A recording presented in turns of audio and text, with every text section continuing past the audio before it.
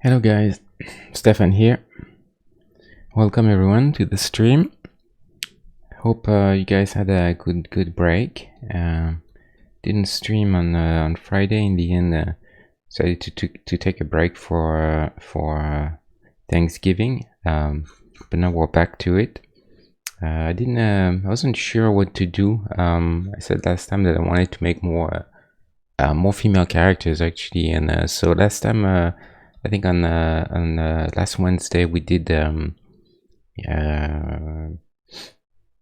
Ratchet from the nurse Ratchet from One Flew Over the Cuckoo's Nest, and so I figured maybe I need to balance it out a little bit and have a nice character, but still female. So I was gonna do Mary Poppins for some time, and then finally I settled on Dorothy from The Wizard of Oz.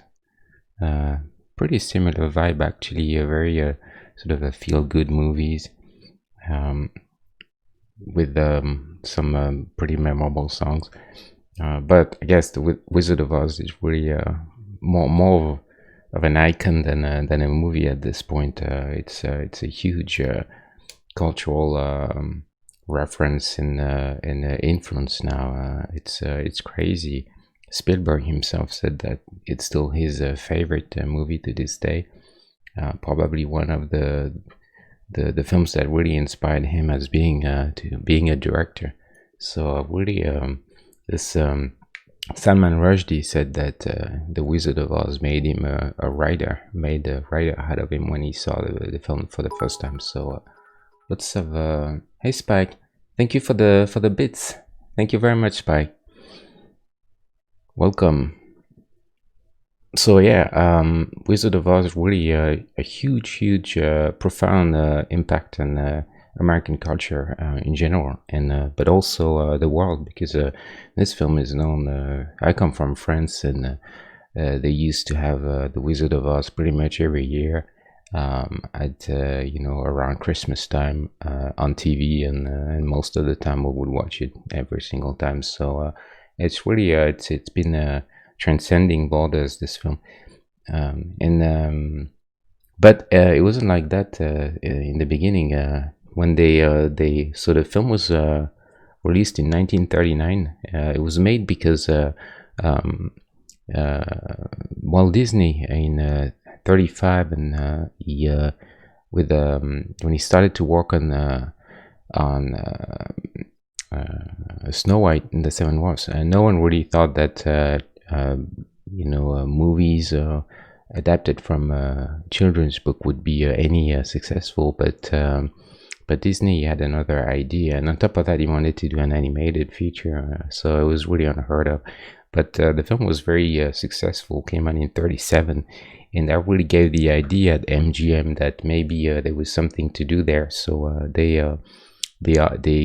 purchased the right from 1900 Frank Baum's original book for quite a bit of money, apparently, and because the book was very successful, and they decided to make a movie, a musical out of it. MGM was very, very strong in the musical. At pretty much all the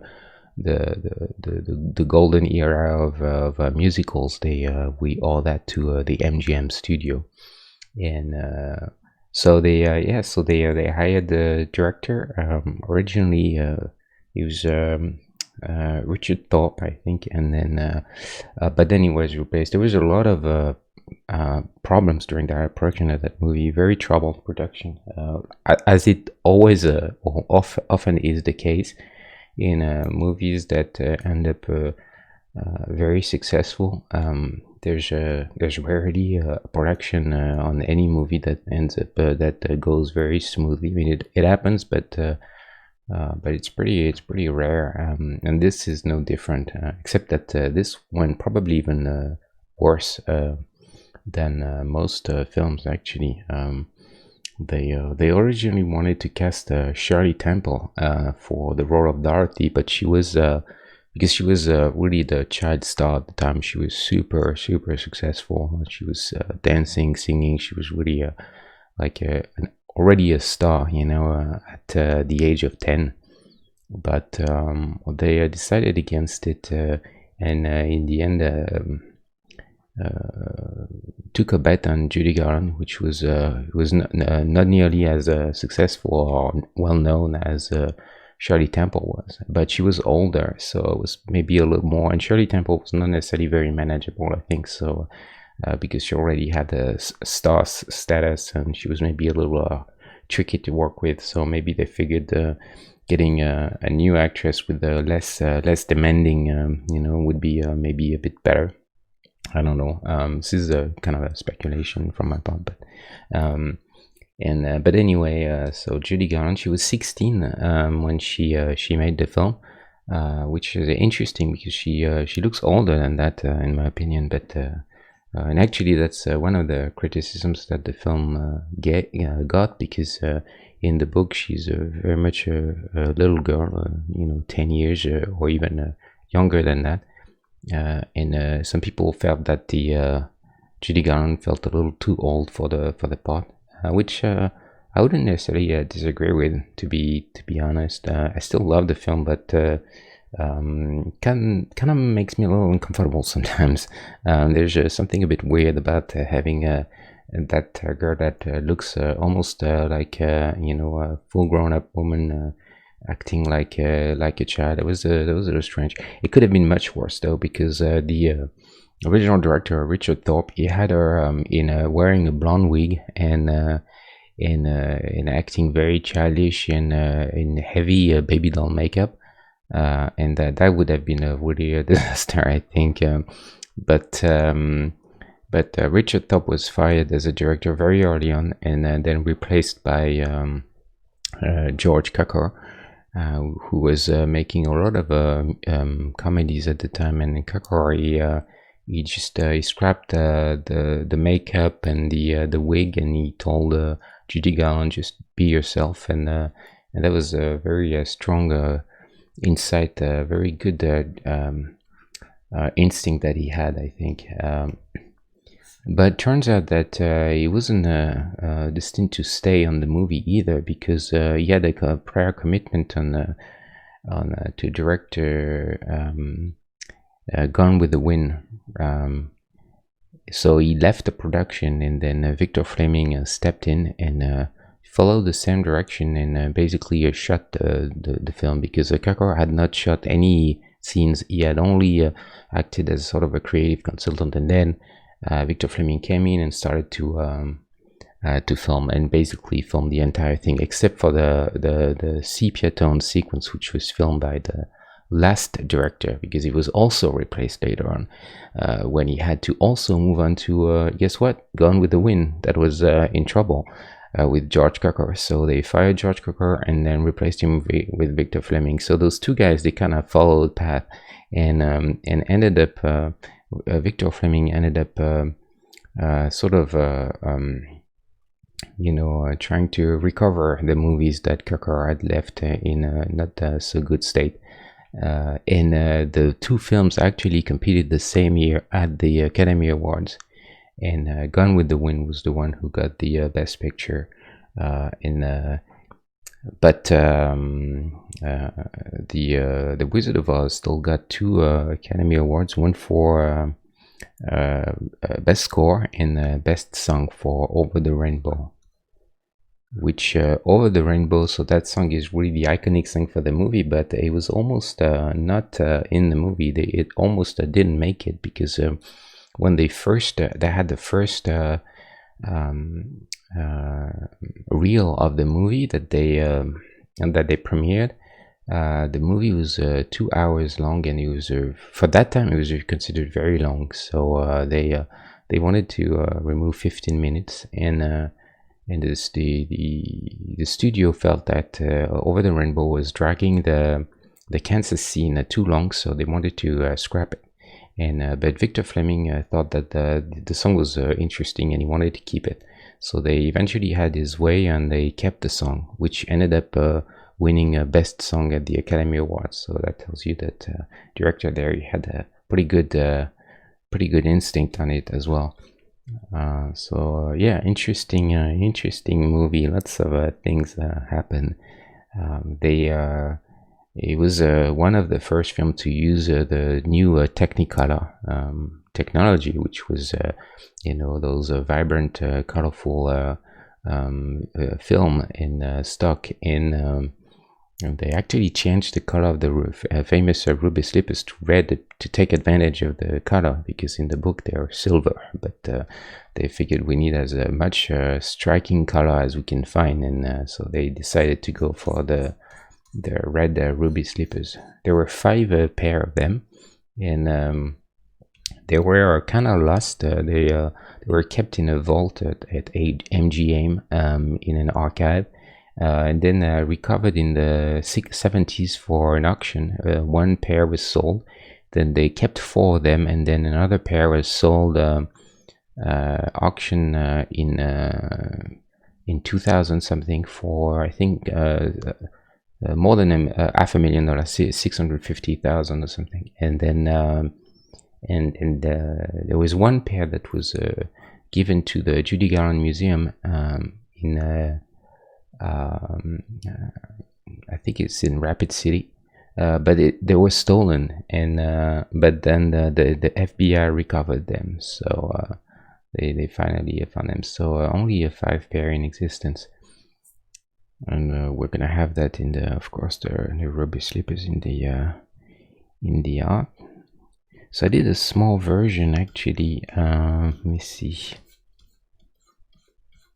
Yeah, I made her very, very small. So actually interesting, I made the mistake here of having the white socks, because the socks are actually blue. Looking at this earlier, I was like, oh, I don't remember. And I checked, and some pictures of a lot of cosplay, a lot of costumes that were made for a stage and stuff like this later on in other productions. I had the white socks, but looking at the actual footage from the film, they're blue. So that's for me there to change. So yeah, I guess we're gonna. So I think I'm gonna just do a very simple pose like this. There's really nothing. The only question is, do we have the Toto, the dog, in the arms or on the floor? I think I'll probably have him beside her, just standing there, because this is gonna take me. It might be confusing. I don't know. May end up confusing, but at the same time makes her hold something. So it's kind of a more driven pose, because otherwise her arms are just gonna dangle there. One is holding the basket, so that's fine, but the other one might just I'll have her handing the. I'll tell you what, I think I'll just have her hold the basket with 2 hands anyway, and we'll snuck the dog in there, and if it doesn't work, we'll put him on the ground. I think it's probably the best approach. I guess I could scale this up and start from there, but yeah, sure, why not? I mean, it doesn't really matter. We'll have to repaint all of it anyway, but this will start from something. So let me see. Small. I have to find her. There's so many. At some point, I'm gonna have to break down the file into several, because I think I'm gonna have too many layers soon enough. I don't even know if there's a limited number of layers in Photoshop, but I assume there is. It's not just very. It's not very manageable anyway, so it's probably better to break it down at some point. So there you are, Dorothy. So we'll resize this to. She's gonna be maybe about maybe a couple of pixels less. I mean, she's not like super small, you know. She's like I said, she was 16. She's pretty much adult size, but we can just maybe make her just a bit smaller, so she looks a bit younger. So maybe a couple of pixels less than Ratchet here.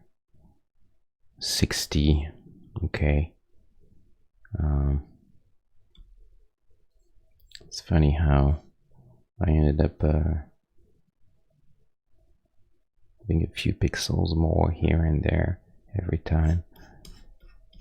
They all the characters grew a few pixels over time. It's interesting how 60, yeah, but she's legs bent.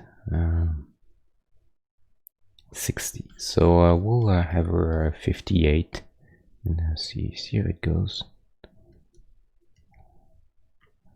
Okay, select that and we'll go 58. English neighbor.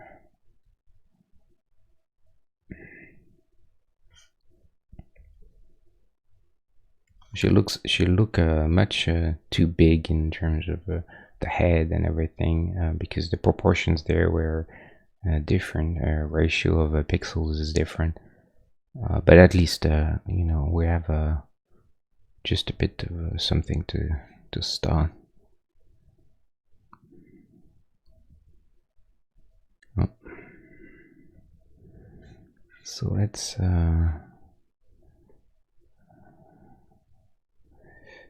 go.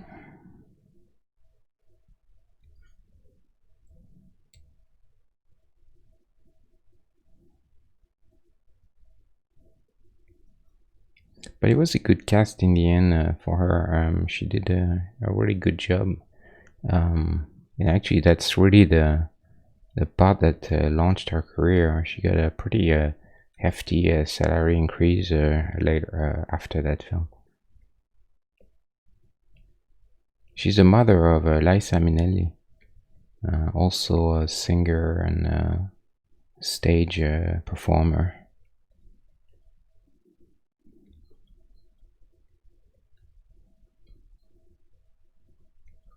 So I'm gonna grab colors from all the whites from Ratchet, because she's got a bit of a tint in her whites, a little bit of red in them. So I'm just gonna grab that.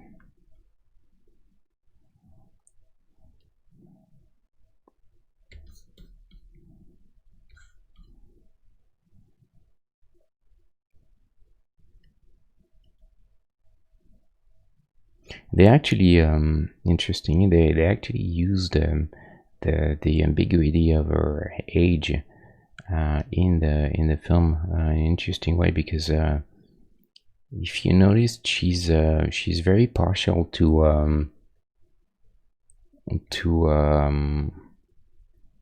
the Scarecrow. She likes him better than you can tell that she's always taking his side, and when they argue, the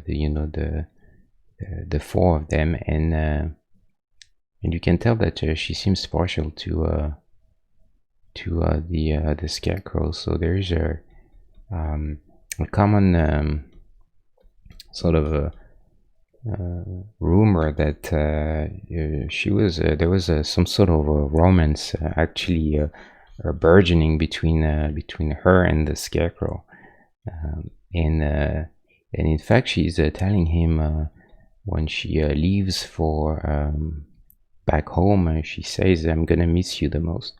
And they had even in the original film, they had a scene where she where his counterpart in Kansas, I think he's a farmer, the guy, and they had a scene where Dorothy was actually where he was asking her to write for her to write to him when he was gonna go and get to the new place where he was going. He was going to a different city, and he made her promise that they would not lose sight of each other. And apparently, it was a pretty romantic scene, just the way it was acted. So So I guess they kind of embrace the ambiguity of her age, the fact that she's more of a 16-year-old than than a 8-year or 10.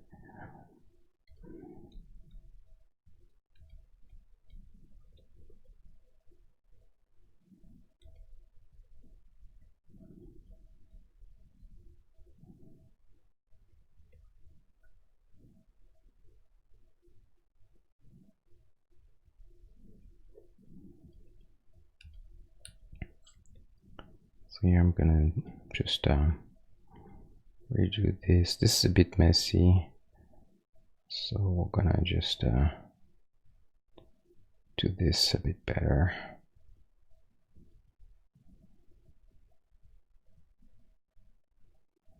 So arm.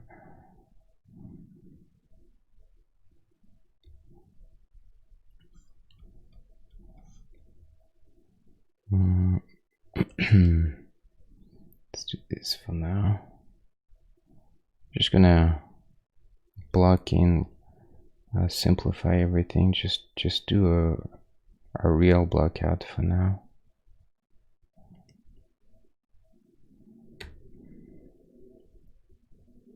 Then we'll see where we go with that. She said way too wide. We need to see. We need to fix this. So I'm gonna have her.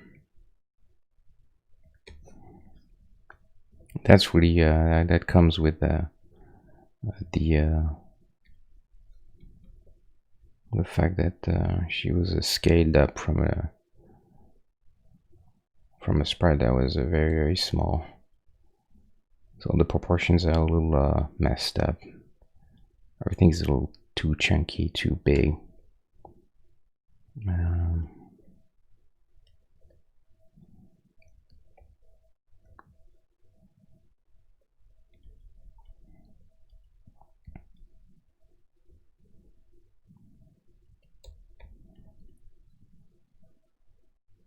In fact, the actor who was playing the Scarecrow originally was casted as the Tin Man, but he didn't like this because he was a dancer, or he was a a stage actor, dancer, performer, and he was saying that he felt way more comfortable in parts that would take advantage of his ability to move and dance, and the Scarecrow, he has this sort of wobbly walk and all this. But I mean the Scarecrow, but the Tin Man is very rigid. So he asked the director to recast him as the Tin Man, and the director said yes. So he ended up being as the Scarecrow. He ended up being the Scarecrow,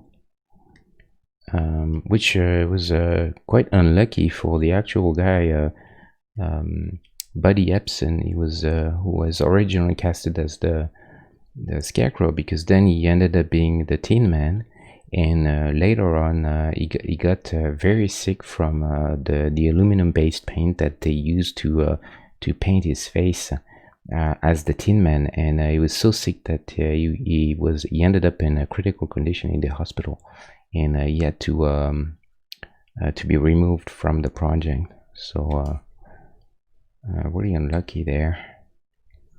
Also, we're gonna go for blue.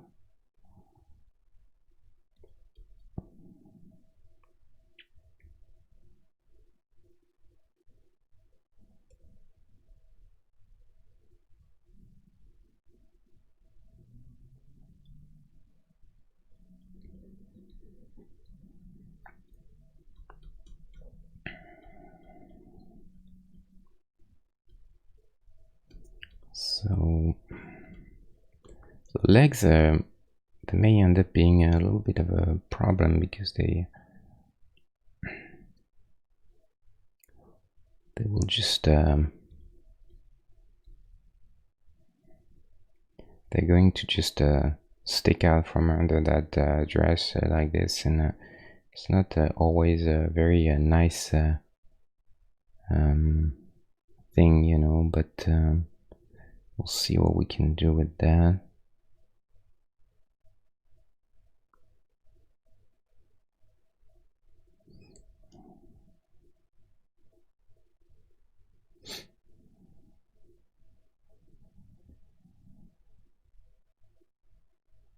Probably need to have the legs a little closer to each other.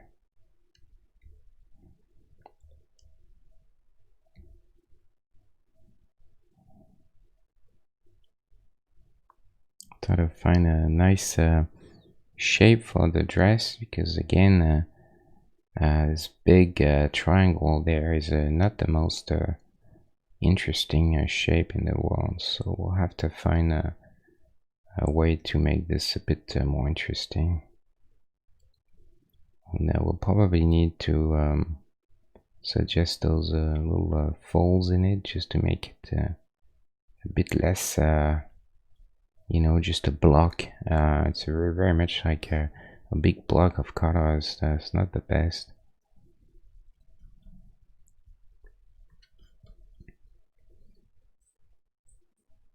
I think I'm gonna grab quickly Mildred's head there and stick it in there. That'll help us a bit.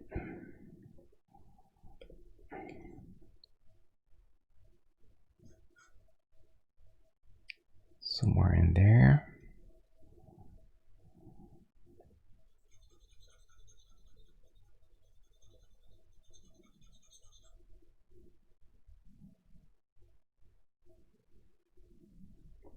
Yeah, but that film always fascinated me.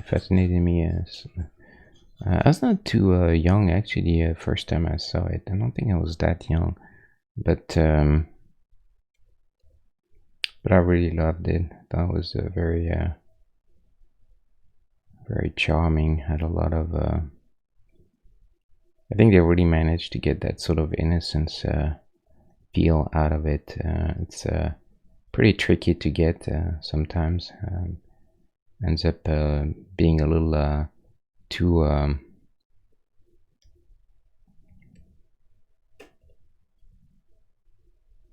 sugary, you know. But I think they did a good job at making something that felt just the right amount of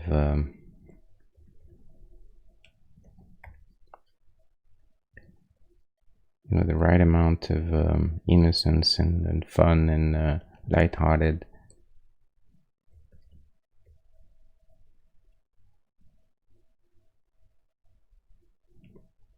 Let me get a new window there.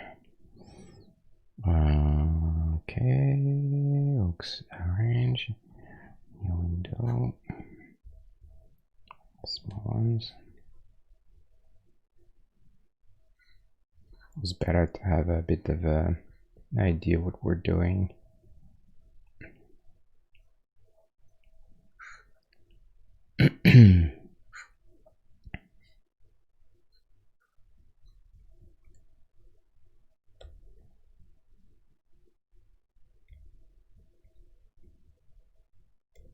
So yeah, Victor Fleming ended up being incredibly successful at this time. Went on to direct probably two of the most revered movie in American history, back to back. It's pretty extraordinary. Went from the Wizard of Oz to Gone with the Wind in the same year. That's something. So too much neck.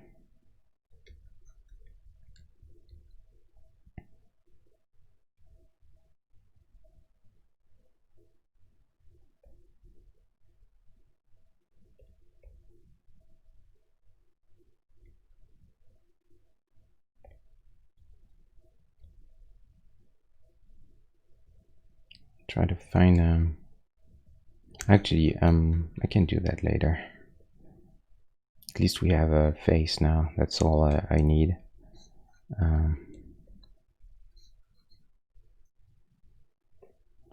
So we'll do that.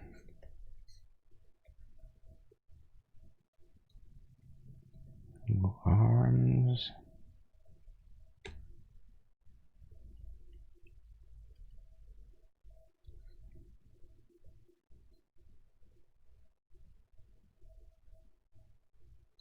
And yeah, it's interesting too, because when they released the film in 1939, even though the critic was very it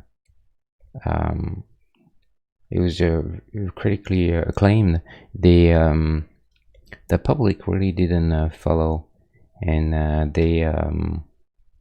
the film was not successful at all. It was not didn't make any money actually for the studio. Up until 1949, when it was re-released in theaters 10 years later. That's only then that the movie started to pick up a little bit of steam. So that's a long time before getting noticed, and even then it was not huge. And that's only in 1956 when BBC, for a program they had, they showed the film on TV for the first time, and that's where the film really exploded and got wide recognition from the public. And then it became sort of a tradition to show the film every year around Christmas. That's what really made the movie very successful television.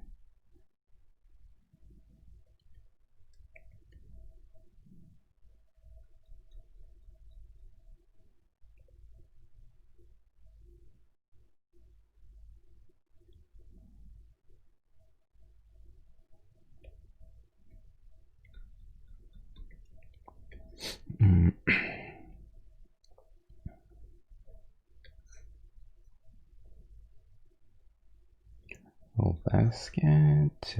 Okay, arms.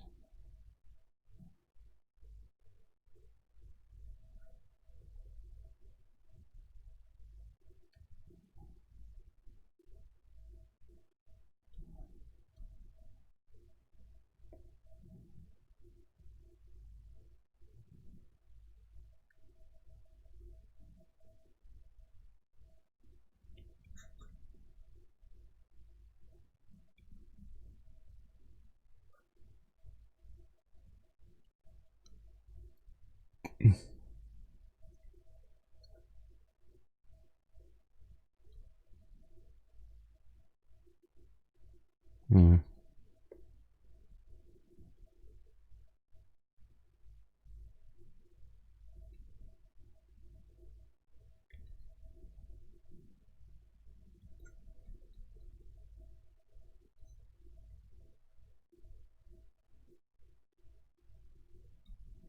So this, don't really like those colors for the basket. Just gonna change this. Actually, hold on.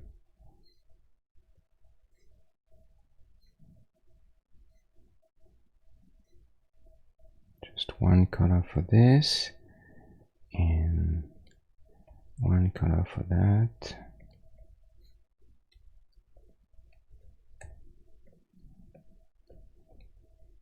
A bit too yellow. We're gonna go a little bit more red, and then desat that, because I want the blue to be really the color that takes the most, grabs the most attention. So you don't want to compete with another too saturated color, usually not the best. So we're gonna go a little less there, and then need to find a shape that works. It's really very much like a more square. It's very big too, because again of all the proportions from the small sprite. So we can adjust that.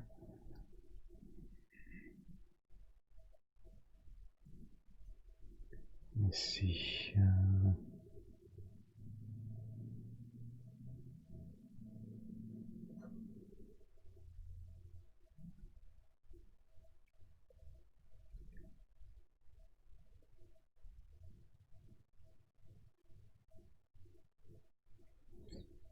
Could be okay. What I'm gonna do is just gonna have it on a separate layer because I may have to move it around as I go. So for now, we'll just do this.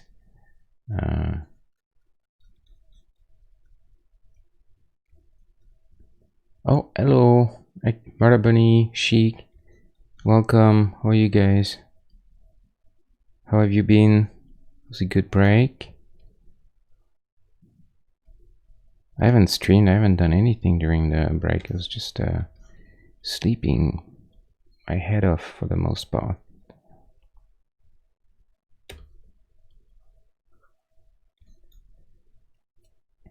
We're making a Dorothy from The Wizard of Oz. Very, very iconic movie. Like I said, more than iconic. I think at this point, it's a cultural icon, you know.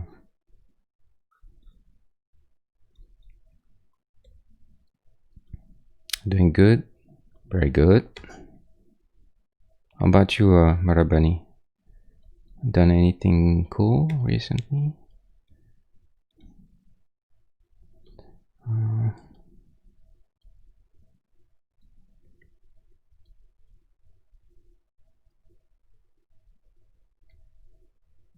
That's not very smart.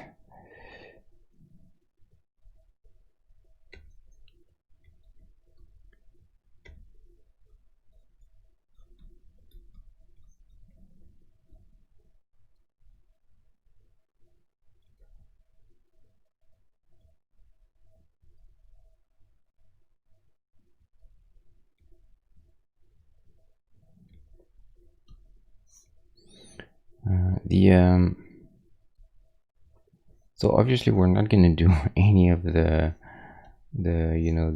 pattern on the dress. That would ruin everything. We're just gonna have to consider this as a one color, and probably a lighter shade of blue than what I have actually, and more cyan too. So let me quickly change this. Oops.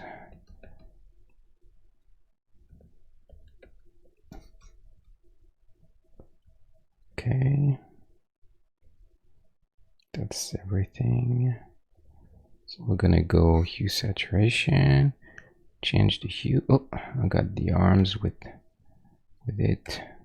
Yeah, don't want the arms.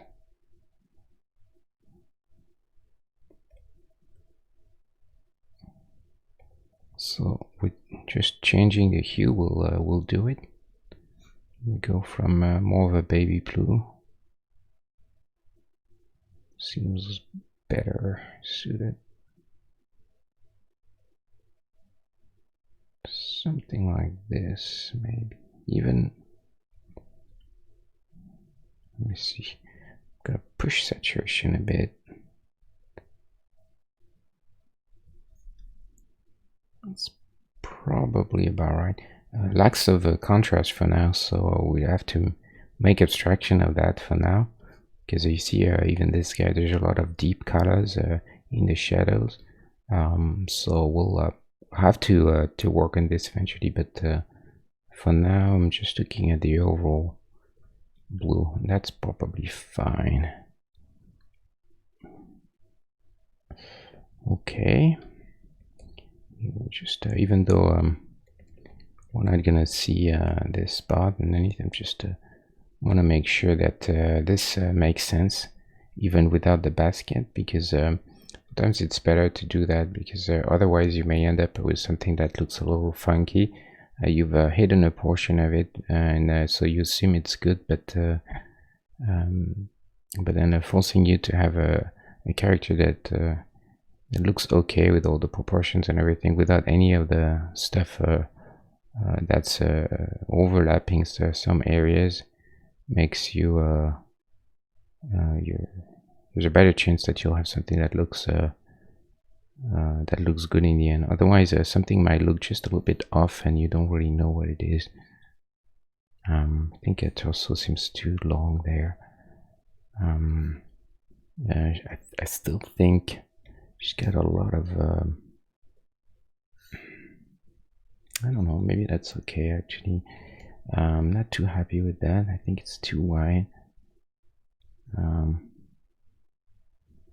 Well, that's really one where we're gonna have to accept the fact that she's very tiny, and there's not that many pixels we can use to convey form or rendering or anything. It's just the nature of it, so just gonna have to go with it, you know.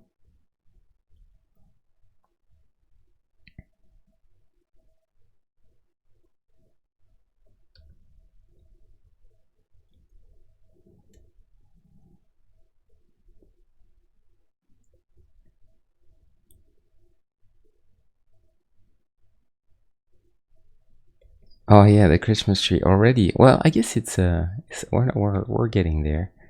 It's the end of November, so yeah, it's probably you're a bit early, but I got you. I understand.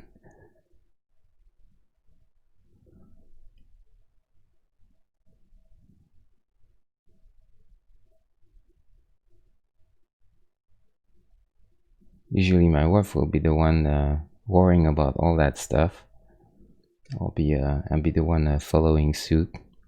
Tell me what to do, you know, sort of thing.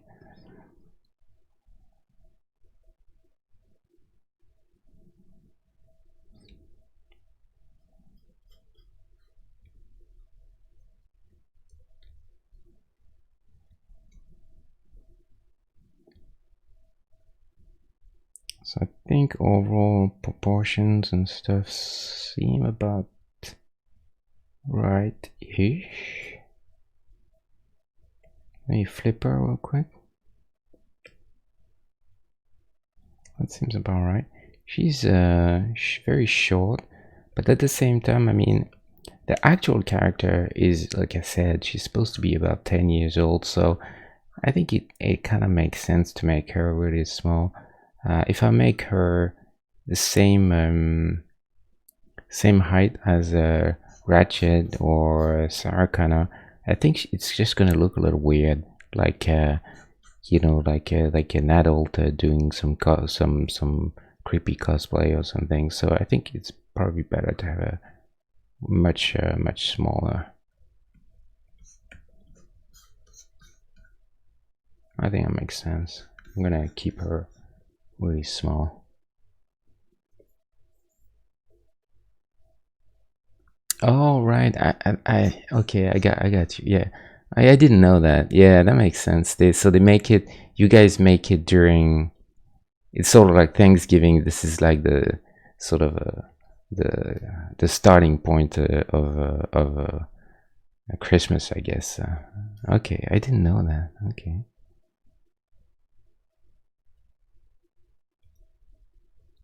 interesting. Yeah, Thanksgiving is not something that we do in France, and we have something called Action Grâce, which literally kind of means Thanksgiving, but it's not something that's actively celebrated.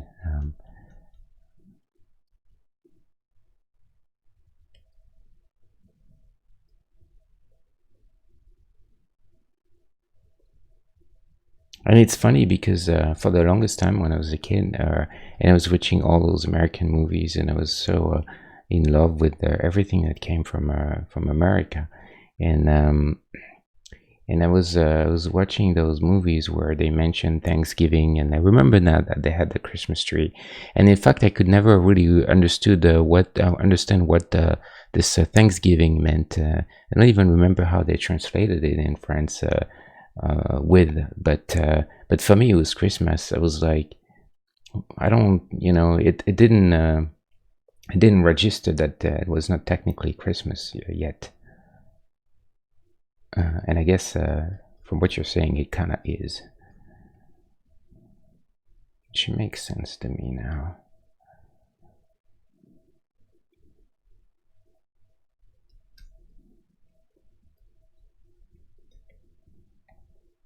Is it a real tree? A real Christmas tree or fake?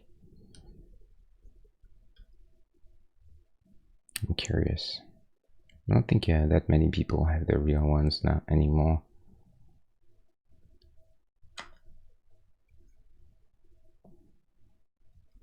Guess it depends where.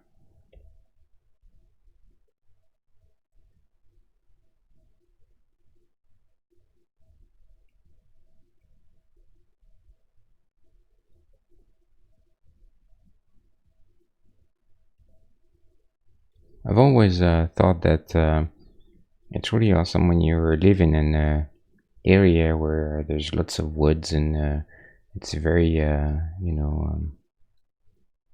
still wild, and you can just go out there and chop your tree and bring it back home. There's something very nice about the idea of it. But I don't know if it's even allowed to do this anymore, because most places, I guess, you're not allowed to just chop off trees wherever you want. There's probably a law against that, I assume.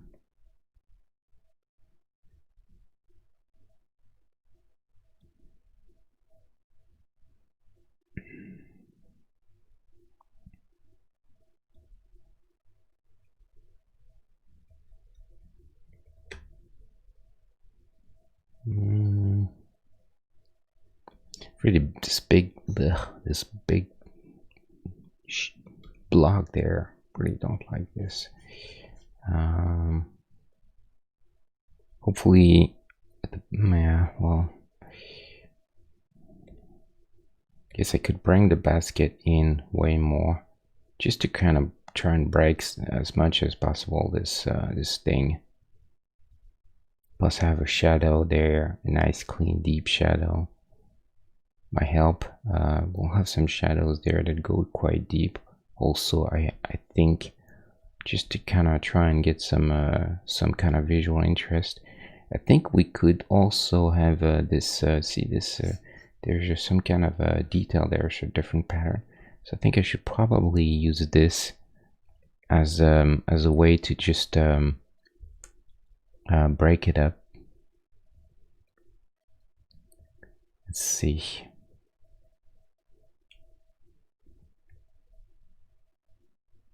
I think it might be a good thing to do.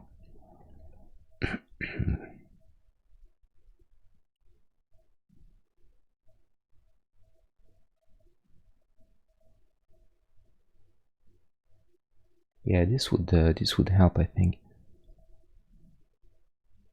Anything to break this up a little bit, and also I need to figure out how I want to approach the bottom there. I think it's probably better to do it the way they've done it there, and go for well, I mean, they've done it the way it just appears to be in reality. So this face, the front face of the dress is kind of overlapping, and because our camera is slightly up and looking down, so then it makes sense that you can't see the bottom of it.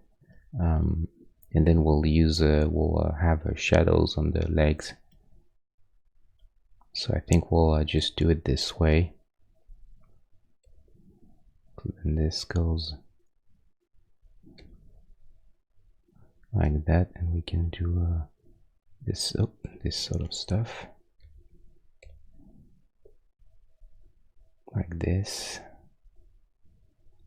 something along those lines.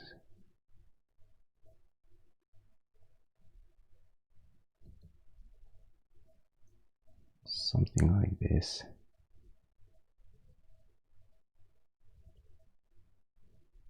Or maybe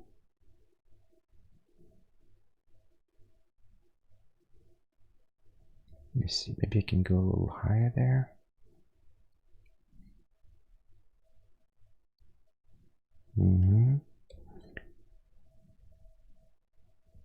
just to try and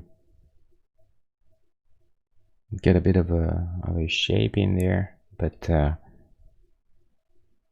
don't like this line there. It's too straight. Gonna have to play with that.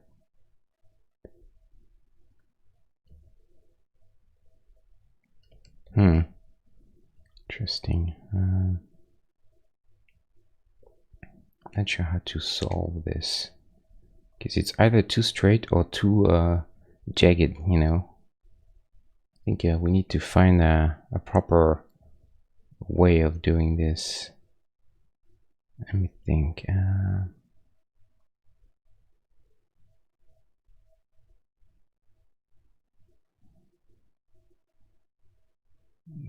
No, that's pretty unfortunate.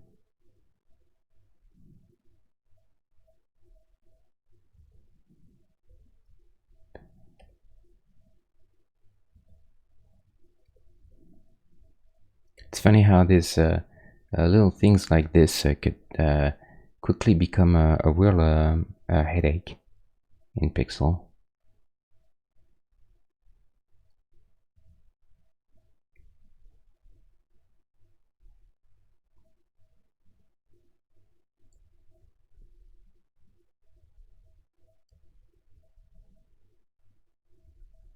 So I guess having more of a clean, rounded shape might be fun, actually. Maybe that's what we ought to do.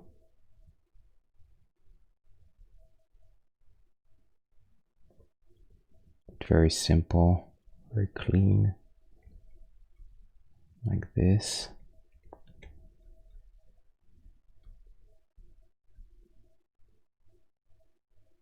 I think I'm gonna keep Toto underground. I don't really see him there. He's just gonna mess up everything and compete. I think he's gonna compete too much.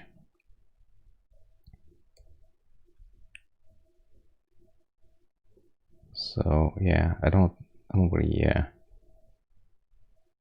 really see this as a good idea.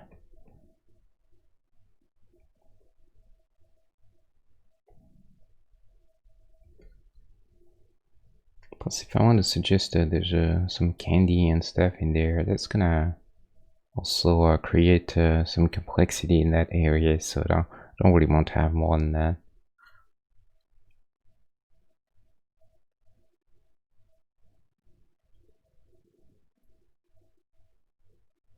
You guys remember Gremlins? Gremlins had a very interesting, funny. This film generally, Gremlins had a lot of nods and little hints at past movies that probably what's the name of the director? Was it Joe Dante? I think so. Joe Dante, right? That he has a lot of nods to all the classic movies. When his father, the father of Billy, goes to the that inventors fair, you can see in the background there's the robot from Forbidden Planet, the 1958 I think movie, and there's also the time machine from the original George Pal movie, from based on the H.G. Wells story. Both of those things are in the background, and the whole thing about the old lady that threatens the dog and owns most of the city, is very rich and evicts everyone and all that sort of stuff. Is actually very similar in Gremlins. That it's pretty much the same thing. She goes after the dog and she wants the dog, and she has a very similar personality. So I think that was a direct nod there to the Wizard of Oz.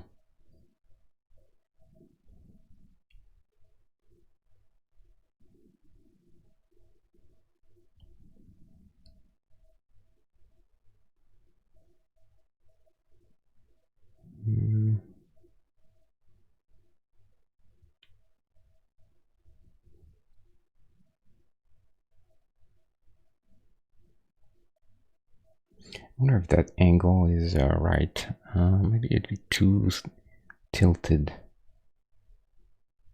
which means we're gonna end up with one of those horrible angles again. But let's try it real quick. I think this is probably better to go for a different angle. Yeah, that's probably more like it.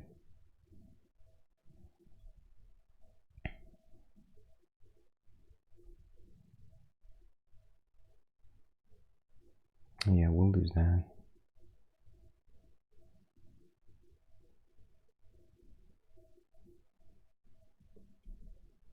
Yeah, I guess that makes sense.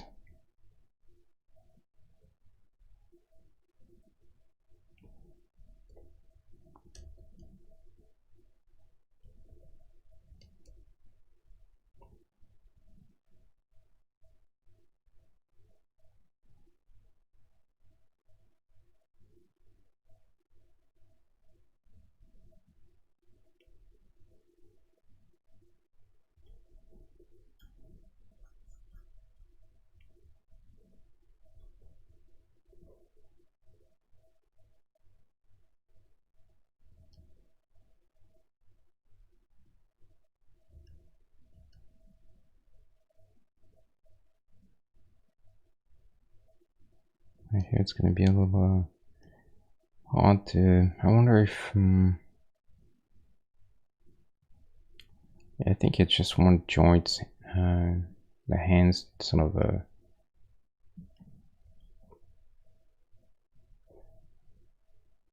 kind of joint in a very simple way.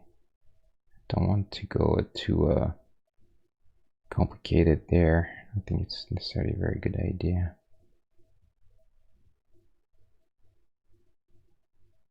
Because if she's not holding the dog, then there's no reason to separate the arms too much, you know. I guess you would sort of like just, if you had to hold a basket like this, you would probably just have hands joined, you know, more or less. So I think this is probably all right.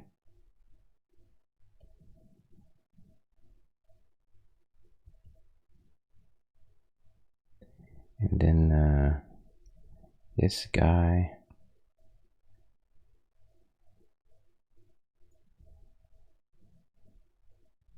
Let's have a couple of little color accents in there to suggest some little things.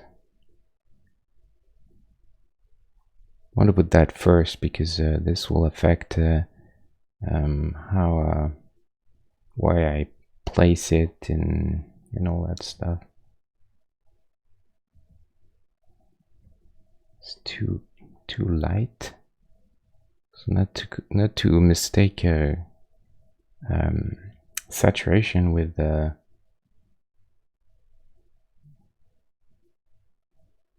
brightness, you know, because saturated color, when they're darker, you know, they're fine. Essentially, you can have things that still look fairly natural, but if you go really bright, then they almost look like you know, glow in the dark or more of a light source. Then so you need to keep things fairly balanced in brightness, even though you can push the saturation fairly bright, but fairly high, but not the brightness too much. Gotta get a yellow.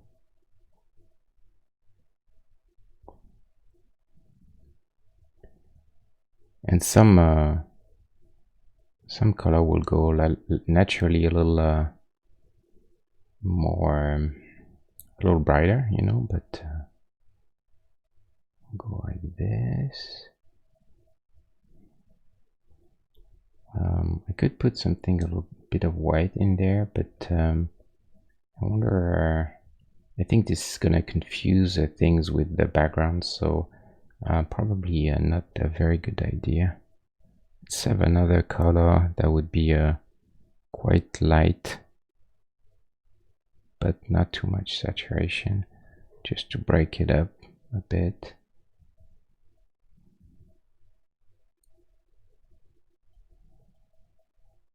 I'm kind of experimenting. I'm not, trying to represent anything. It's just trying to get some sort of impression that there's quite a bit of different things in there.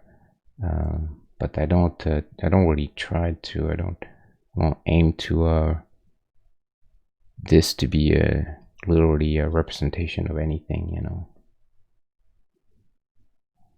It's way too small for that. So it's more kind of a visual sort of impression, of some candy or whatnot. So dark doesn't really work too well because too much contrast.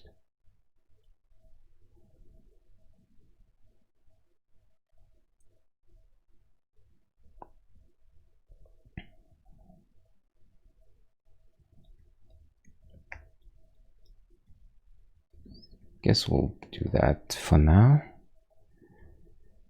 And once we got this, then all we need is the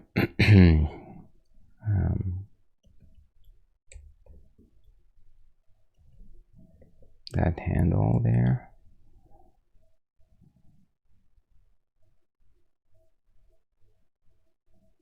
Probably like that. These ones, they're very small, so it's not like we can show too much. And then let's see if we can suggest the wicker texture by having some kind of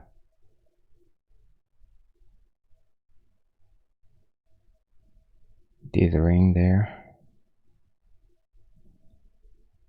That probably will do it.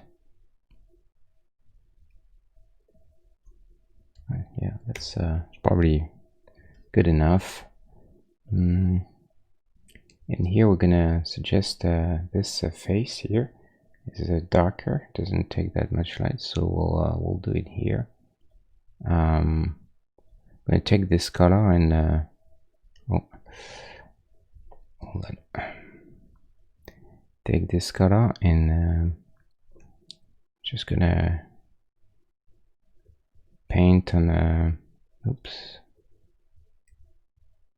hold on, what's going on? Oh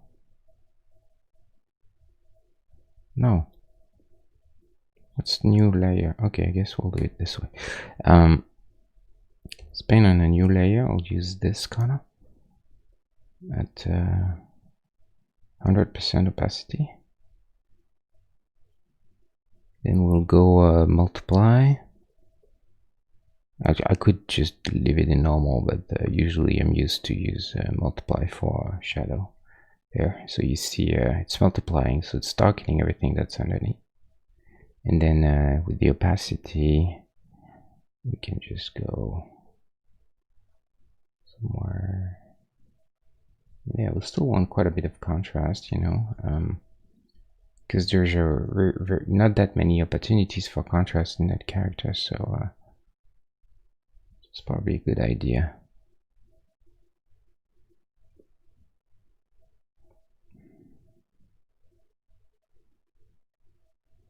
I have this, okay. However, I wonder, because this creates some sort of gradient there, and so it looks it's a bit too rounded, so I wonder if I'm gonna have to remove at least one. Yeah, see the difference it makes. This looks a little too blurry and rounded because it's just the way it happened, it created this gradient. So I'm just gonna remove one row of pixels, and this will make everything look a little bit sharper. And this will emphasize the contrast as well, so it's not a bad thing.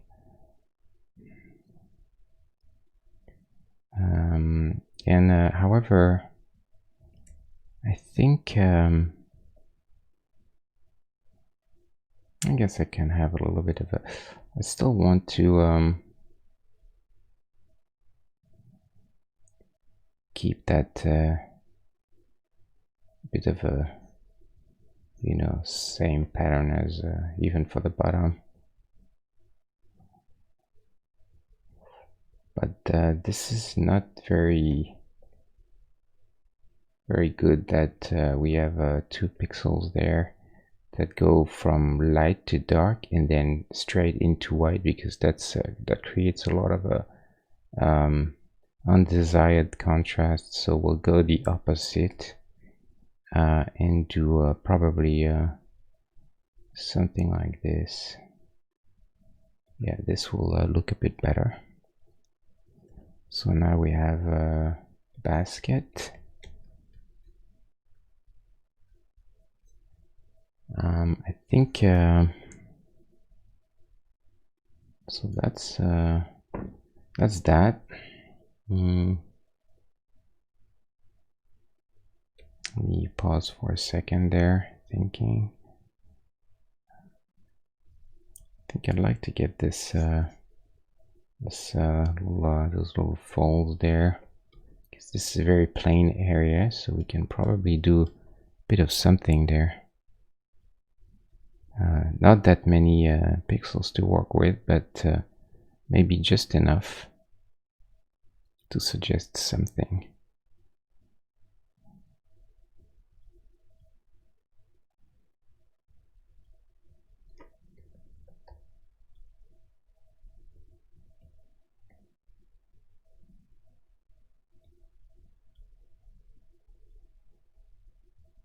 So I'll use a gradient there to go from you know, deeper shadow to into nothing, because that's what's happening there.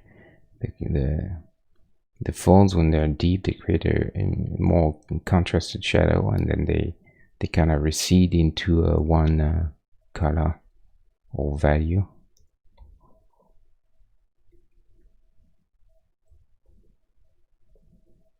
And we can try and push some contrast in there as well, but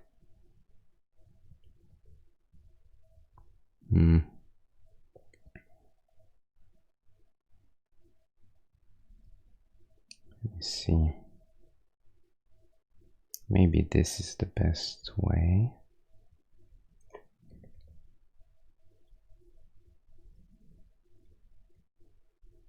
Like that.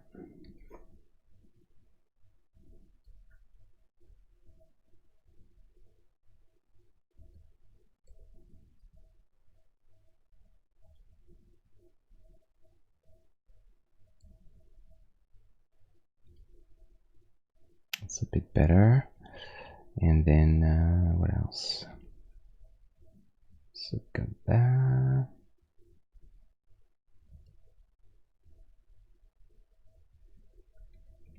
Let's see if we can create some deeper shadows there. Same idea. We'll use some kind of dark blue there. And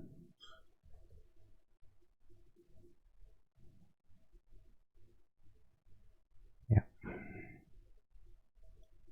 and then we'll try to represent a shadow, and then find the proper opacity and whatnot. Gotta find the shape first. So you kind of want to take into account what would happen in there. There's a chance that the basket is closer to the body around this area and kind of like tilts up in here, so there's probably a little more space there. At least we can assume that. That might be just enough. So the shadow will actually extend lower.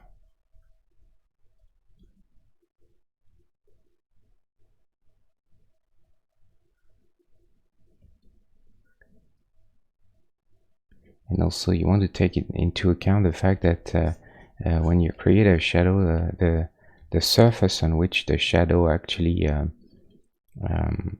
happens. So this dress there, if you imagine as this sort of a, you know, sort of a tubular shape to it, and so if a shadow goes across this thing, it won't go straight because it will follow this sort of a curve, you know, this curve there.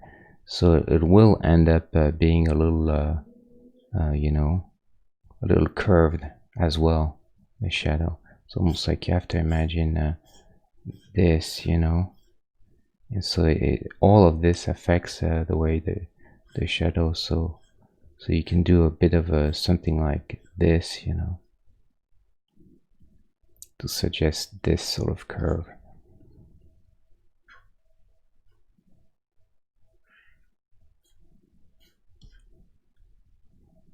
That's what I'm trying to do here.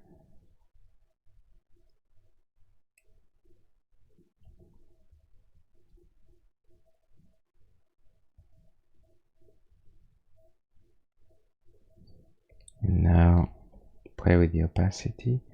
I'm not sure I want to this color though. We'll go like this.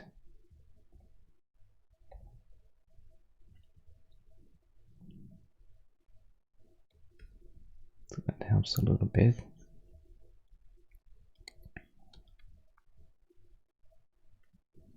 And multiply as well. That's quite important because we want to retain the same ratio of different colors in values underneath. If you put it in just opacity, down the opacity, but in normal, you won't retain all the same details. So multiply, and that goes for a better shadow. It's a deeper, more saturated shadow too, so that's good.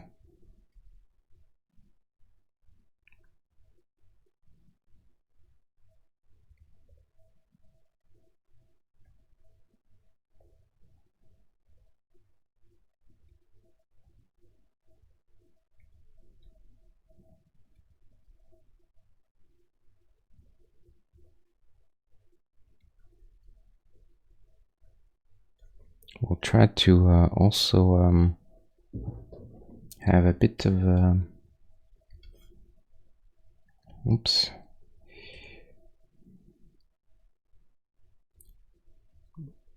of shading, just to emphasize a little bit the arms. It's a little much. Don't want to go too much contrast, but a little bit here really helps.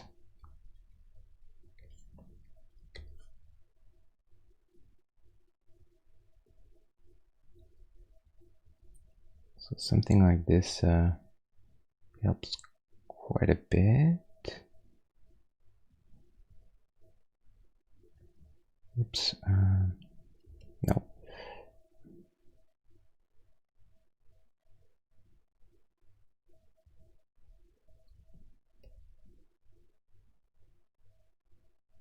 I want to avoid too much confusion in this area. It's a little weird, this.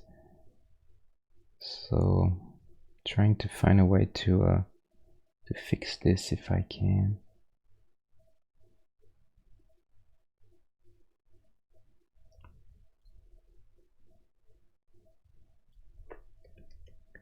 Let's see.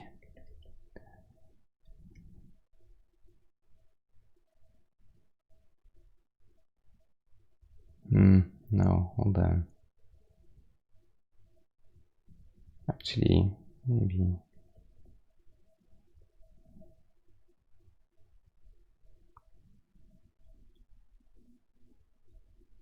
let me get rid of the shadow for now. Only focus on what I'm doing first, and then we can play with the shadow after that. Yeah, so this makes a bit more sense. I think I really need to have something there that kind of overlaps this area, so there's no too much confusion.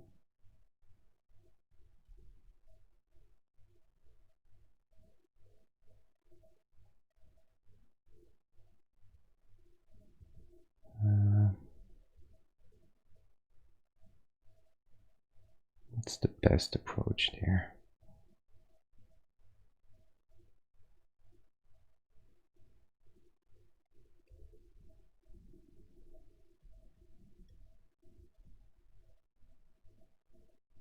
Here it's kind of a little bit of a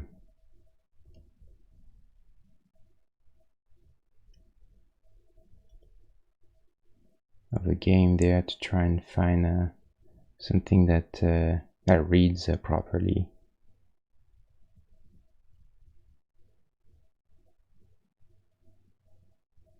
That's a bit better.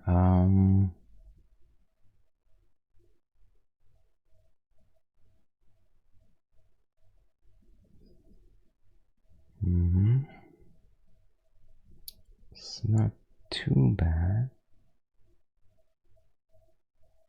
but I think I'd like to have something a bit stronger on top. So let's say we have put this in the right layer.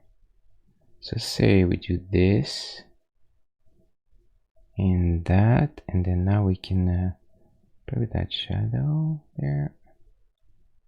So nothing there.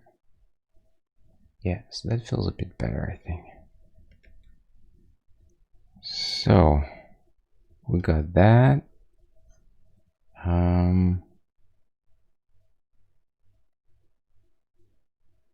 Okay. Hold on.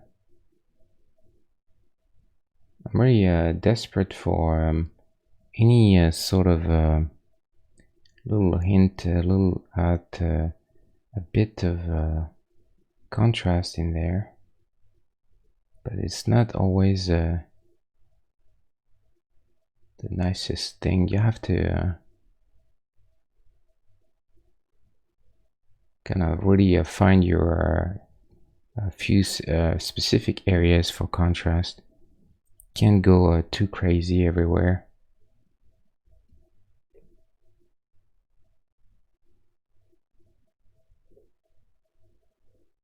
I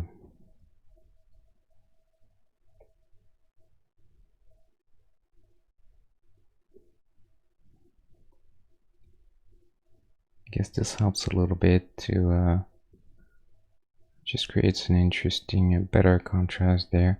And I think I can probably do the same thing here, same as this. We'll have deeper sort of folds that recede into less contrasted. So let's say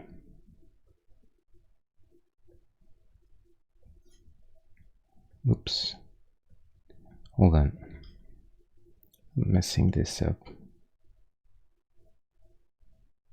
There. No, wait a minute.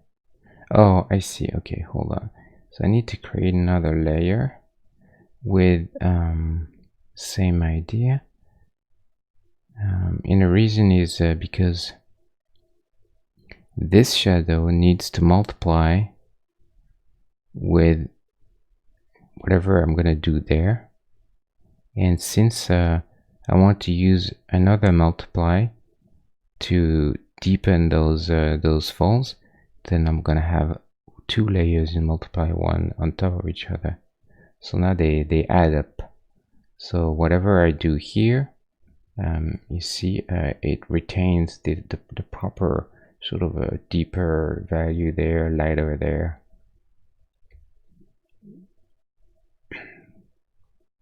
But I need to deset this, otherwise I'm going too deep in saturation. So we'll go, so now we'll just paint this for now pretty dark. Doesn't really matter because it's a separate layer, so we can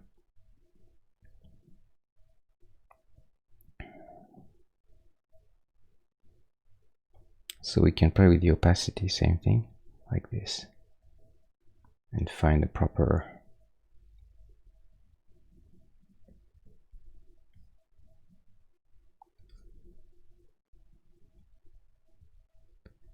something like this. So this see, this adds a bit of visual interest. So it's not a bad idea to have that. The only thing is that it makes those things a little kind of emphasizes a bit too much the fact that everything is straight. So I still need to retain a little bit of an angle there, I think.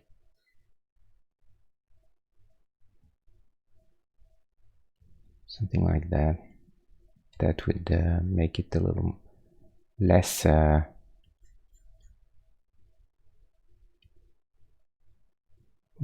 this will go a bit better with the overall shape of the dress.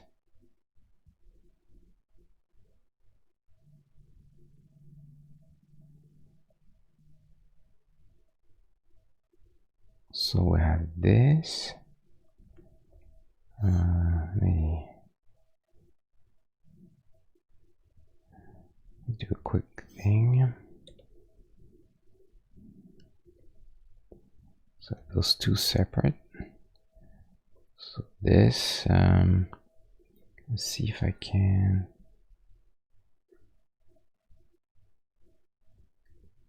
I think that I want to be a bit more consistent with all the colors and stuff.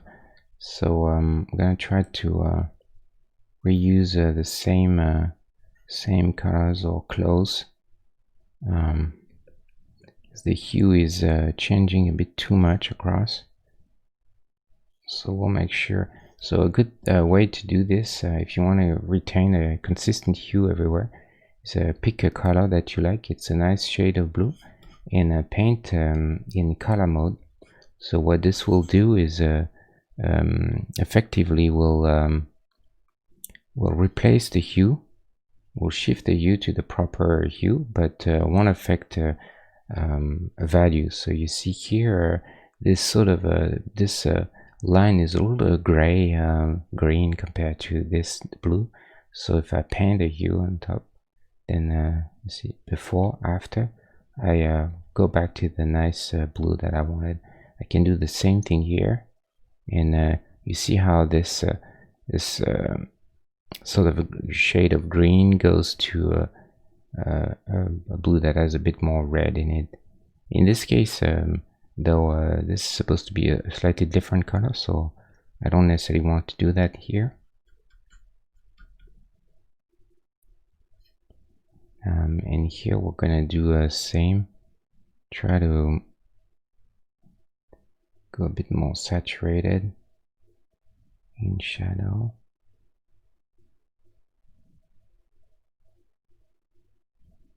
You see preview before, after.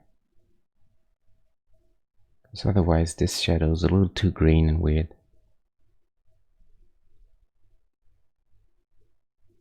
So I think that's good.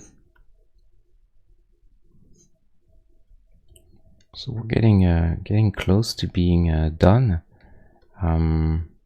So contrast has gone up, so that's good. Overall, there's just enough visual interest overall. It's not too confusing. Well, I guess I should have the little ribbons there. Use this color, I think, something light. let's see.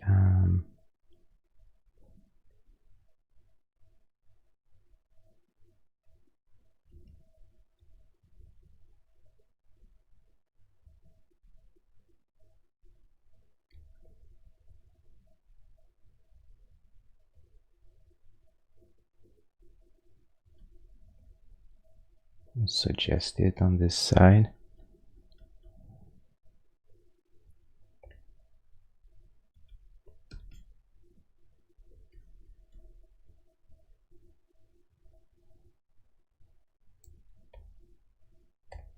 Just gonna try to go a little less. In that case, I want to use a bit of anti-aliasing there, because otherwise, this spot I feel like of the hair looks a little too massive. I mean, granted, it's pretty big, but I don't know. Or maybe what I need to do is, I guess this works. Go a little, have a little point or something in here. Yeah, this is a bit nicer, and we'll try to get the same ID there.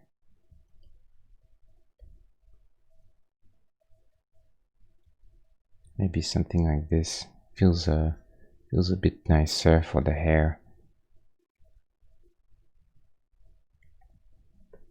Let's flip this really quickly just to check. Yeah, I think that looks good. Gonna move her around just to check on the size. So she's the smallest character that we've done so far, I think, in the entire roster. She's and that's what I love about the idea of this weird project is imagine you end up let's say as you play the game and you end up with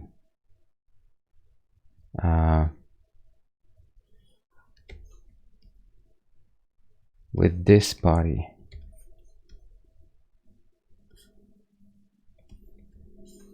I mean, how weird, can you imagine how funky that would be? And imagine if they're synergized really well and they work really well as a team. How funny would that be? So really, that's the whole idea. That's really what I had. I had this image of a party of really mismatched characters that have nothing to do with each other, and for some reason make a team. So and all the weirdness and the fun that would ensue because of that. So yeah, that's gonna be fun to see what happens if I can make the game like this. That would be very interesting. See what's going on with that, because I really don't want to make something that takes itself seriously. You know, I feel like the games I tend to be drawn towards now, I feel like have a more of a light approach, or even dark. I like dark humor, that sort of stuff. That's why I really responded well to Edmund Macmillan's work with Meat Boy or Binding of Isaac. And at the same time, I didn't want to do. I think a lot of people now they're doing. I think a Devolver has a lot of games like this where they just use. They go very gory and super violent in a context that doesn't necessarily is suited for it, and that's how they get their the reaction from people, but or the dark humor, just by putting a lot of gore onto it, but I didn't really want to do that. I thought It's just not that it's too easy, but I feel like a lot of people have done that, and I wanted to do something a little different if possible.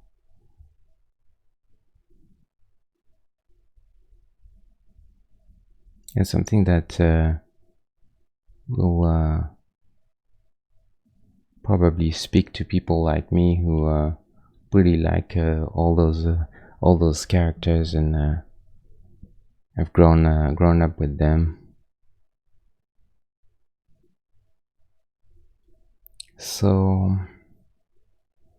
for her, I think we are almost done. Let's have the socks proper color. So the ruby slippers can't really do much in terms of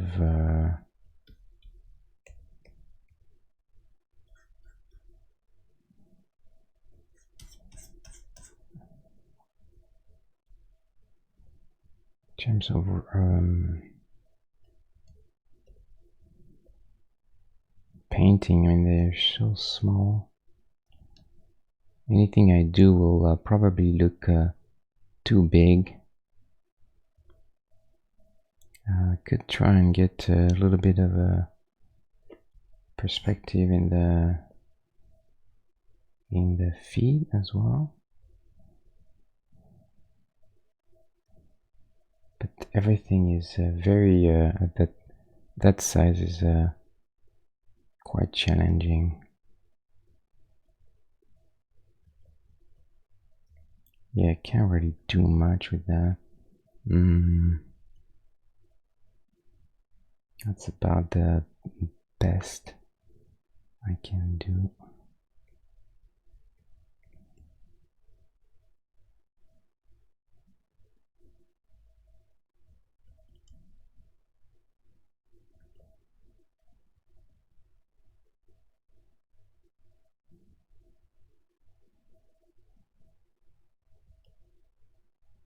That's just a different kind of shoe where there would be a strap there, so it's not really what I think I should do.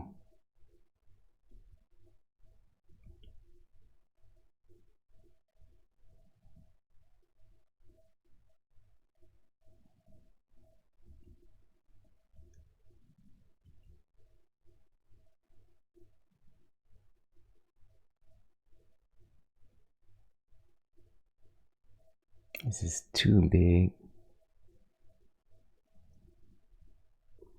Ideally, you'd want to feel like the shoe is kind of around the feet. They're not just at the tip. But 1 pixel there is too much for her. So kind of tricky.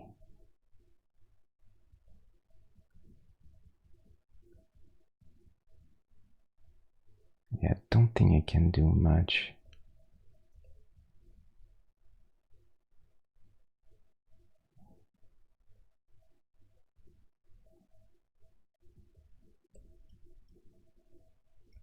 Because if you look at her, the feet are actually quite bigger than her.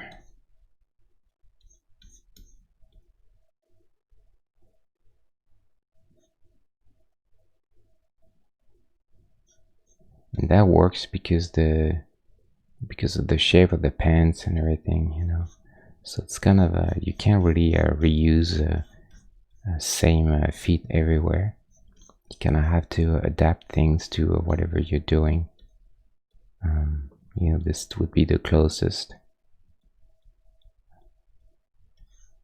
But even this works because there's a little bit of a thickness due to the pants. But in there, I just have the little legs, and that's it. Little sticky legs. Can't really. So anything ends up looking a bit too big,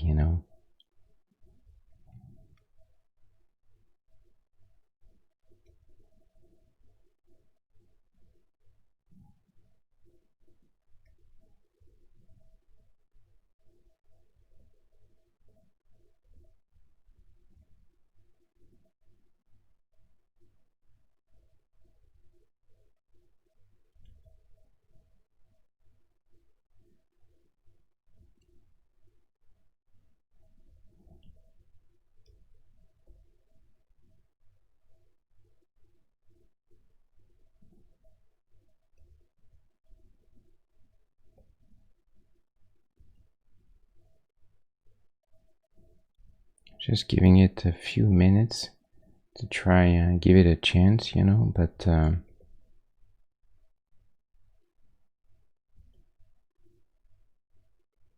plus it would be great to feel that there's a sparkle, you know, like I did there for Jessica's dress, but this was possible because every single little you know sparkle is they're very far from each other, you know.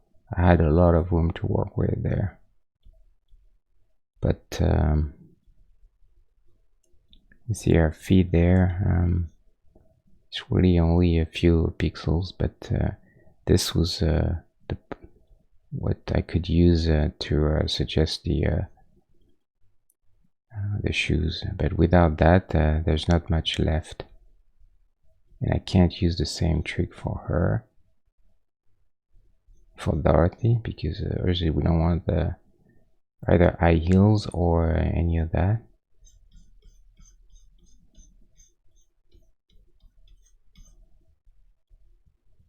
So a little bit tricky there.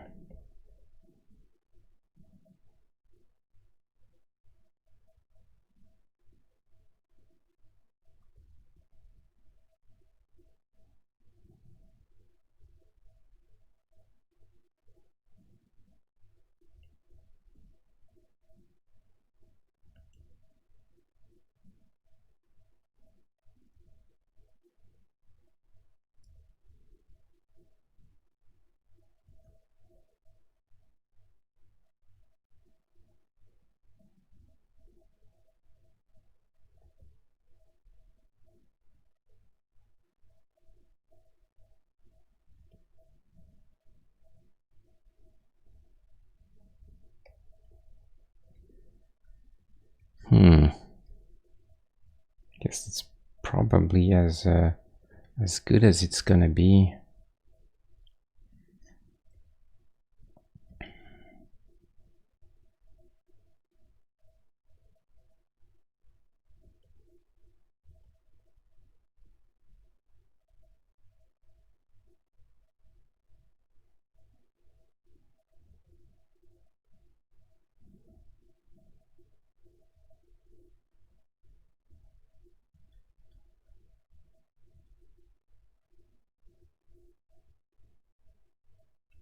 Trying to think,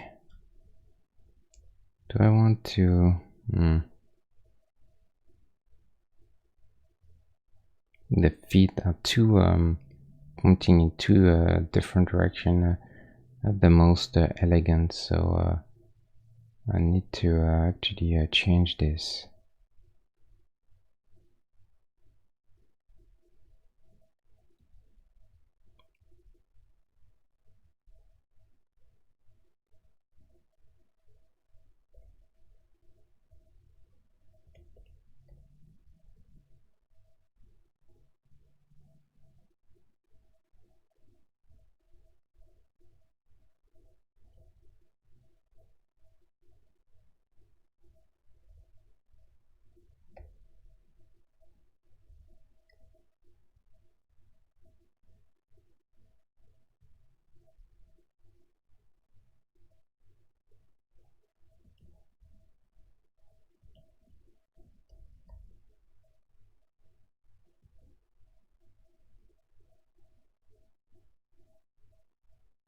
Too big.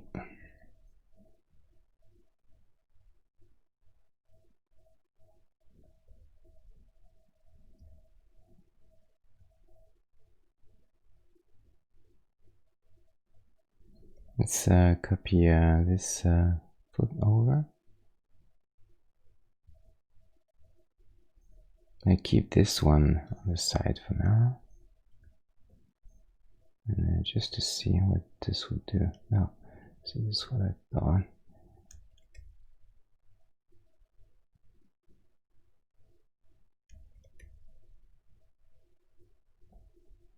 Yeah, really can't do much there.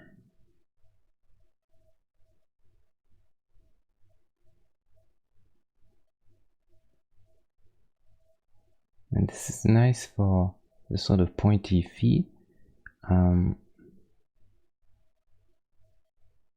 but they look too high.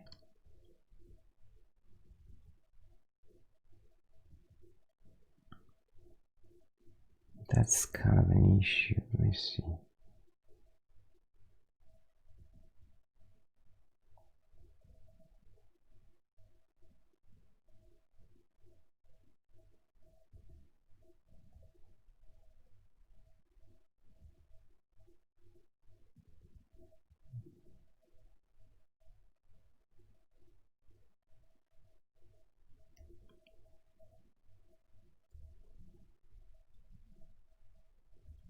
Also, I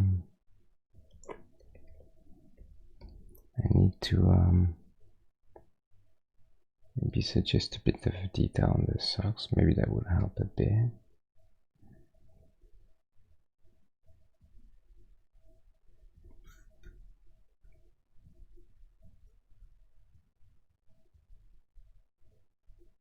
Yeah, legs and feet on characters like this are always very hard to do.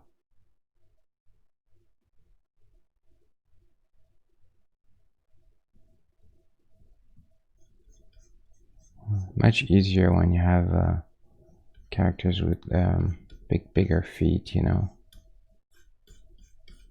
This is tricky,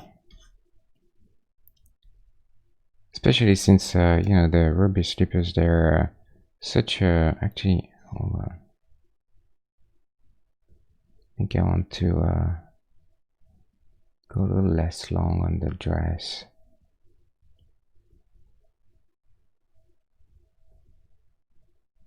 Oops.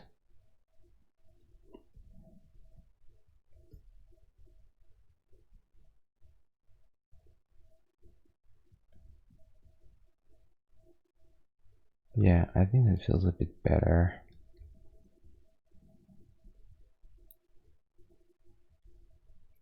And legs a bit shorter.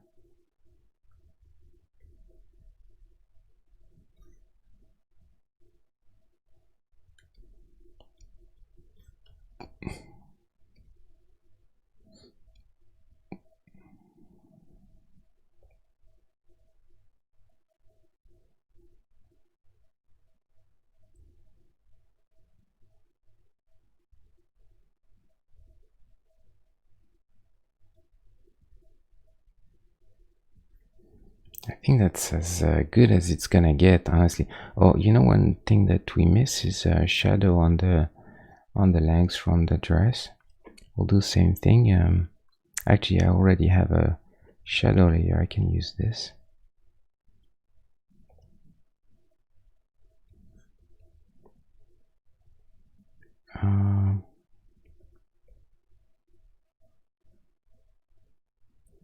So we want to go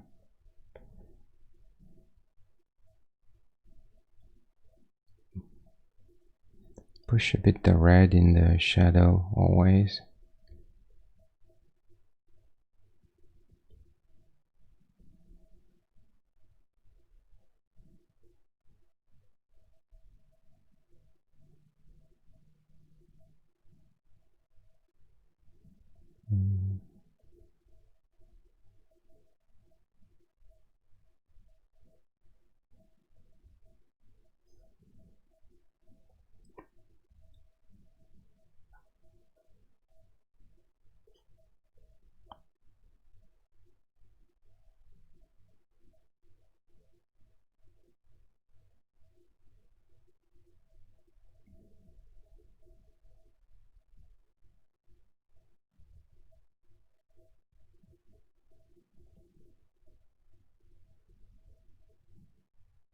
Gonna duplicate this because I want to go a bit more, but not too much.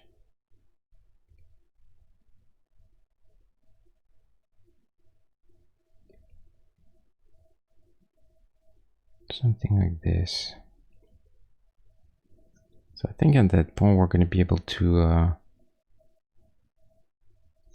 commit to everything, including shadows and stuff. basket doesn't need to be separate. So we'll back to one layer, and it's gonna be about just I think the only thing left really is to make that little guy Toto. So Toto, he's very small. He looks really massive there.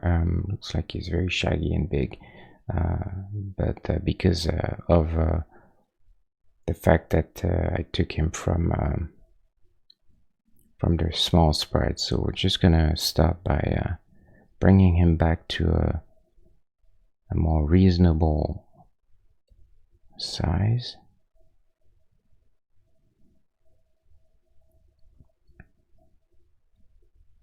Little ears. I think he's a bit too dark, and I'm gonna have a little more saturation, a bit more interesting color there in his face. So we'll just push this a bit.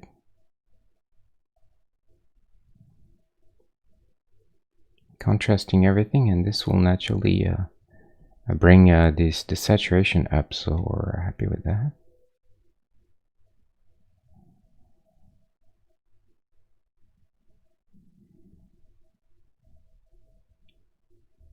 Little tongue there. It looks like he's got a big koala nose, so I need to address this. I see, maybe this needs to go up a bit. Yes.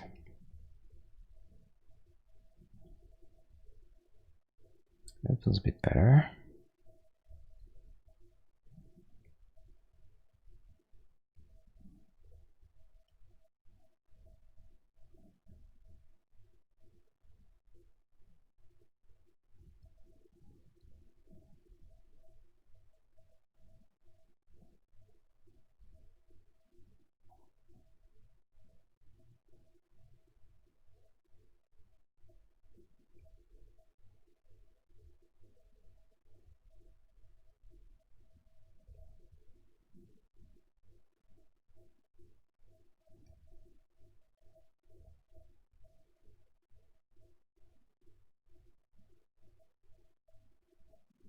I still want to keep this area a little long, you know, and not define the legs too much, because he's quite long hair.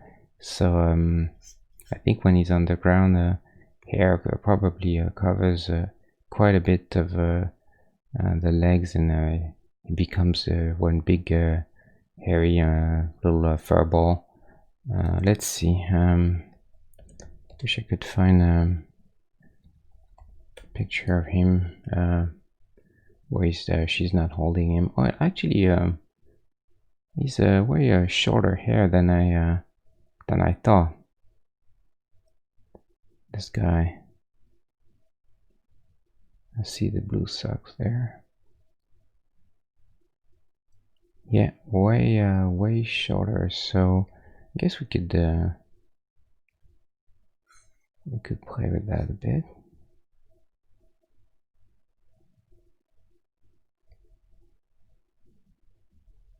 So then it's about making him everything a little all a bit smaller, a bit more defined.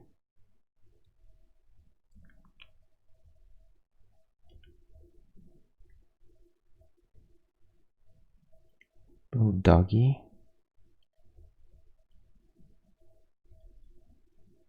They had to go through 12 takes when to have him walk alongside the characters on the yellow brick road. He just wouldn't do it. This dog drove the director crazy at times. It was tricky to work with animals, I suppose, because they're doing what they want, you know. You can't really blame them. You just You know, it's just a dog. It doesn't really get the subtlety of the performance, I guess.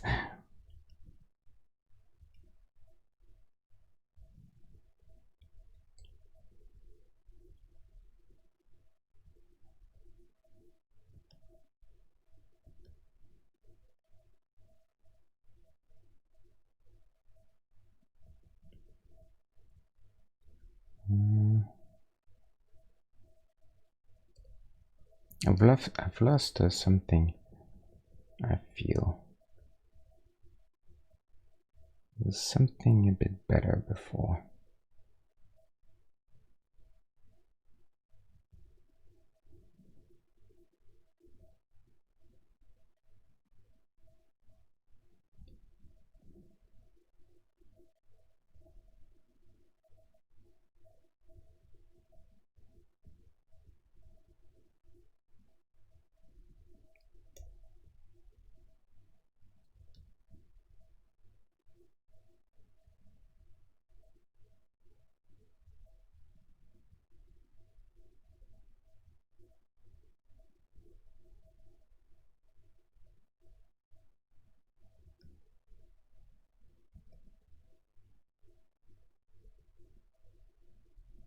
So I need to fix the eyes.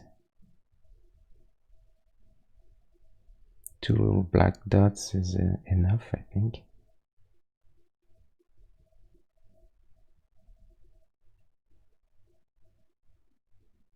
To have a shadow to emphasize, just to mark the, you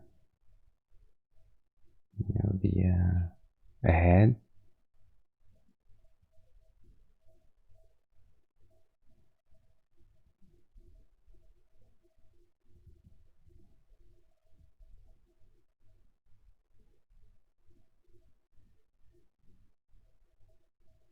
No.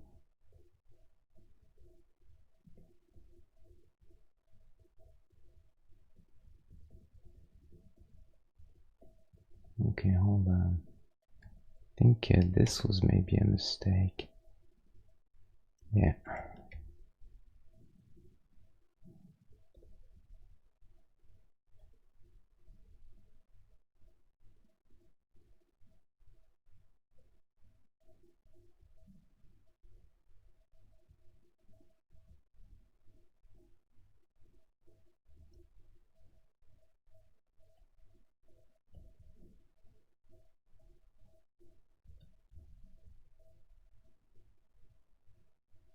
Just I mean, I think I'm already close now, but just seeing if I can give it a few more seconds to try and really get something good.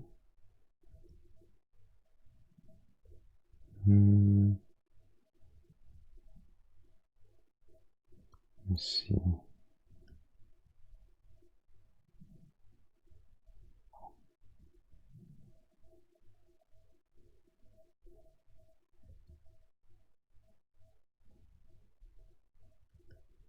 think I kind of like to have a little pause, a little bigger. You know, it's a bit more cute.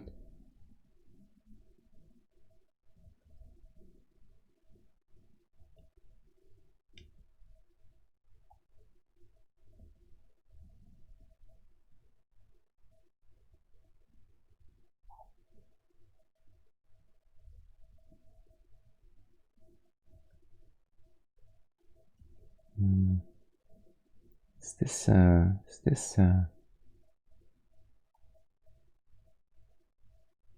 leg that causes me a little bit of a... Yes, I don't mind this. The legs all into one. And I think I want to have him less more facing us. So shorter body. That feels a bit better. Still not too happy with what's going on there.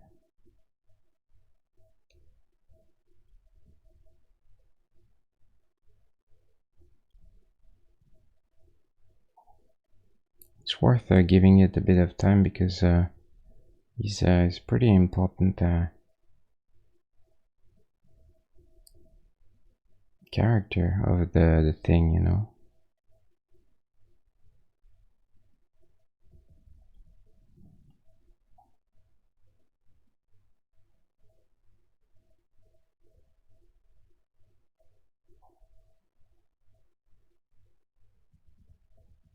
No.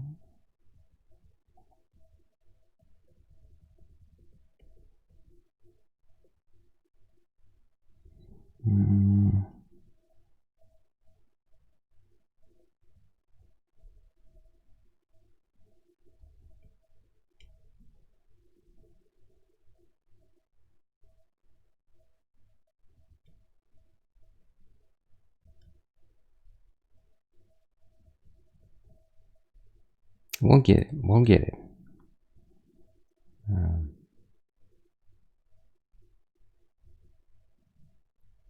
Anytime. Anytime now. Momentarily. Okay, this is a bit better now.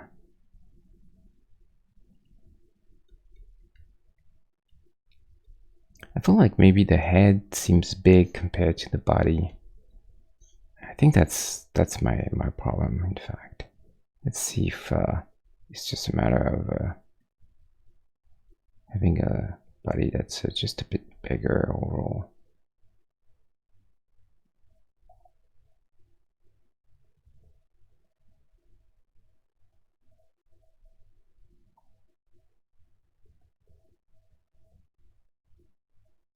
I don't know, maybe the head is too big, actually. Maybe we ought to do the opposite. Oof, 1 pixel's made such a difference. Guess I could go... Yeah, I guess we could go even... This look, they look like around the ears, so it's not good. But maybe we can go in between there. No, that was probably better before.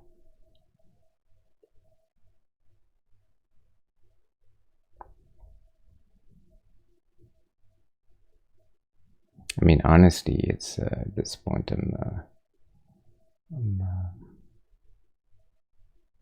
I'm splitting hair, to be fair, but I think it's probably fine. Okay. Let's name her Dorothy.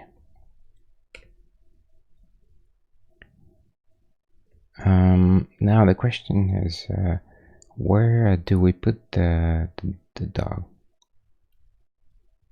Do we want him... You know what I could do?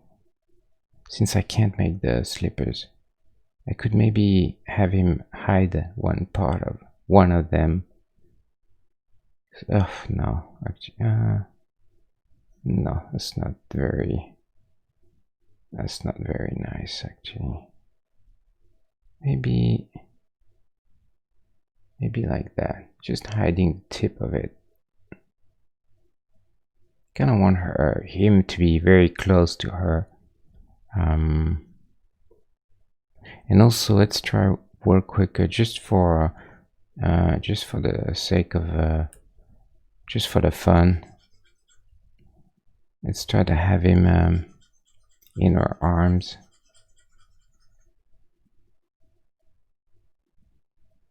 Yeah, you see, that's the problem. I think head's gonna look too big, and I'd have to paint this differently.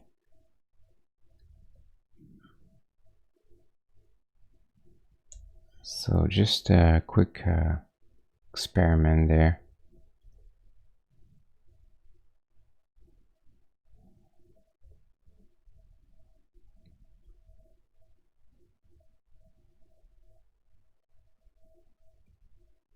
But yeah, I don't think that's very nice. And arms would have to be in a different position. think this arm would need to be more, a bit more straight like this. So it's changing quite a few things. I'm not really ready to do that, and there's not real benefit from it either. I feel like it's not that you know, I'm always willing to change things and you know, work more and on something if I see a real benefit. But here it's kind of I think it's kind of pointless. It doesn't really bring anything anyway. So and to be fair, they in the film, she that dog is very independent. He's got a nice personality, and he's not the kind of dog that she carries in her arms at all time, you know. So I think he's a more interesting character when he's just on the ground next to her. We could have him, you know, behind too. That's kind of nice too. So I feel like they need to be there very close together. So it could be either like this or like that, like that. Either this or that. What's the best? I wonder if anyone on the chat has an opinion on this. I would be curious to know what you guys think. Should I have Toto behind her like this, or right next to her? This is a clear picture. It's a bit more confusing maybe, but at the same time I don't dislike the fact that he's right next to her leg. So it's a question there. I can't really decide. No one has an opinion on this on the chat? Maybe you guys are asleep. I would understand that.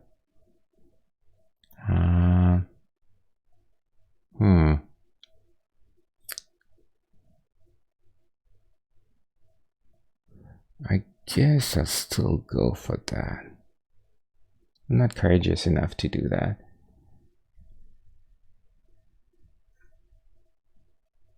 In this, I don't really like this shape that it creates there. So I guess this is probably a bit better. Let's move him up.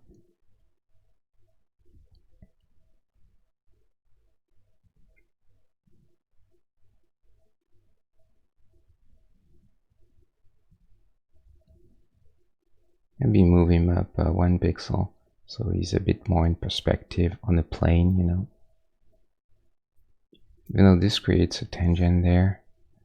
I don't really like the tip of the hair just hitting the side of the dress. And just let him breathe. Oh, might as well. Yeah, I think this is just a more reasonable solution. Yeah, so let's see. I think we're pretty much done with her, unless I forgot something. But dog's there. She's got the little dress. Everything is in there. Sorry. Little basket. Head. I guess she's got a bit of a more red lips, so I should probably suggest this for her. Just a touch. It's already too much. No. Like this is probably enough.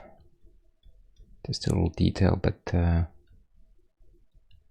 see if I can go just a bit more. Select this. See if we can push saturation a bit.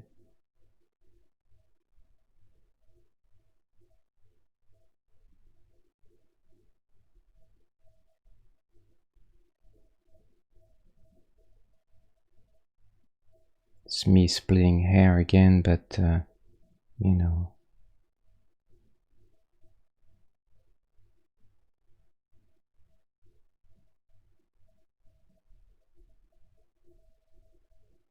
I guess we can afford to go.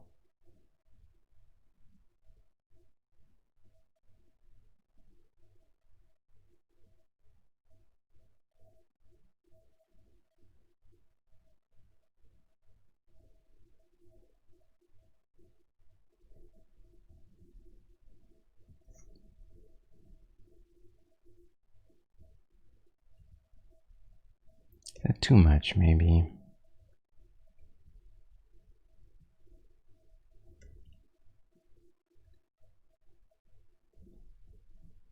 Okay, we'll settle for that. And I think the ruby slippers, they might look a little dark overall. I wonder if I should go a little lighter.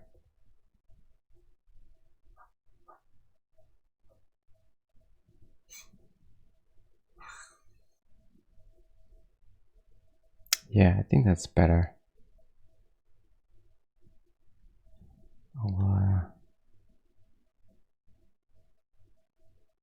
give just a bit of saturation. There you go. Okay, let's give her also one last thing. I think this is pretty aggressive there, the aliasing. So maybe I ought to fix this a bit. Just give it a little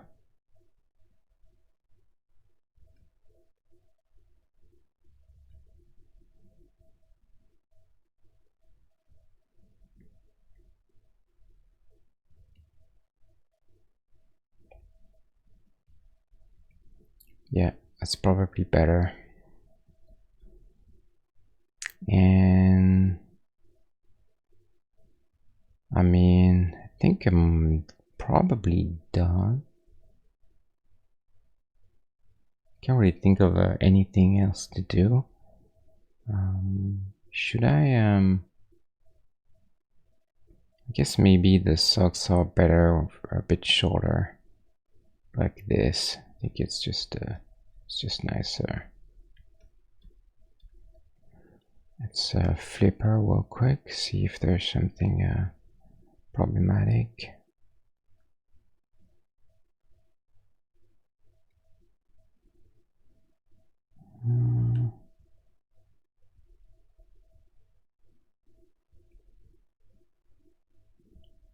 So pixel here, no need for that.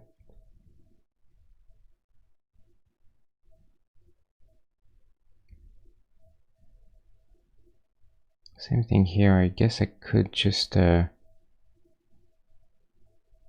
could do with a bit of a anti-aliasing there.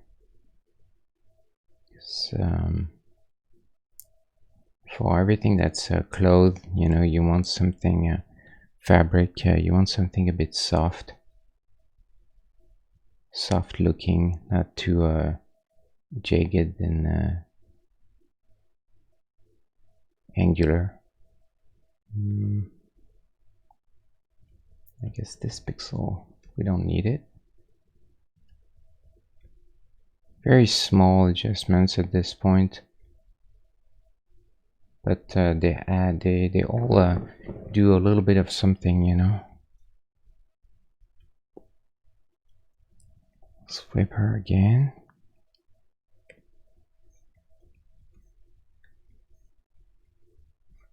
Move her around. Yeah, size is good. I think she looks cute, small. That's what we want.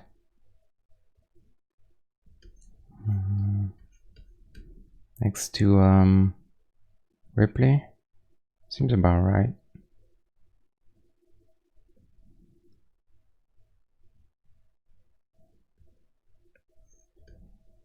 Yeah, I think that's okay. Contrast. So now I'm gonna try and make every character pretty finish it on the first pass. I don't want to go back to them, so I'll spend a little bit more time making sure that head is good, because now I have my recipe to do heads and stuff, so I want to make sure that they're all once and for all done. Every time I finish one, I want hopefully I don't have to go back to them. So let's see if we can push even more contrast. I don't want to change the skin at all though, so I'm gonna keep just gonna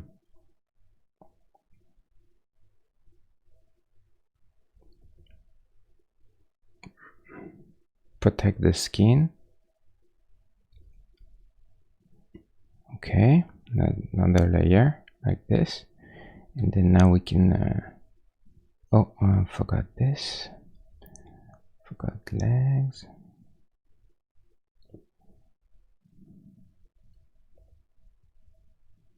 So there you go. And I guess, yeah, well, and now let's see if we can if we need to, can just push the contrast just a bit.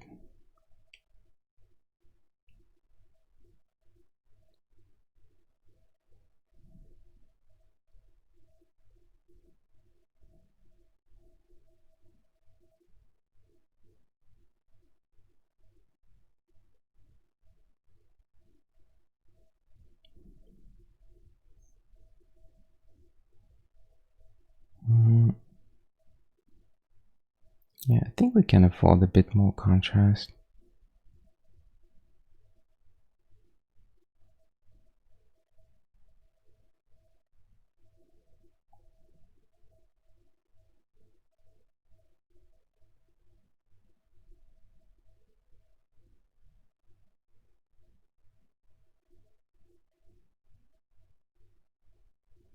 Yeah, I think that's probably all right.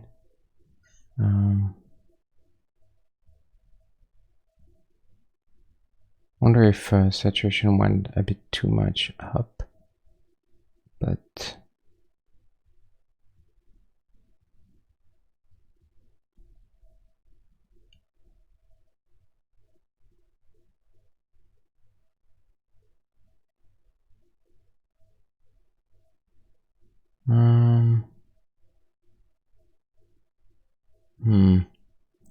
kind of messes up the hair though.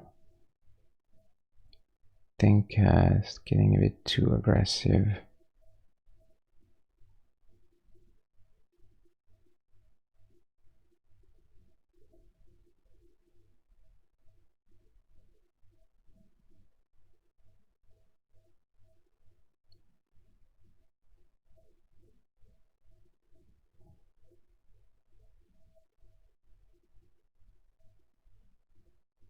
Yeah, just a bit. I think we can afford that. Yeah, this is a bit of an improvement, I think. Okay, so that's it. Now, all in one layer. Let's give her a quick shadow, and I think we'll be done for tonight. One more little character in the roster.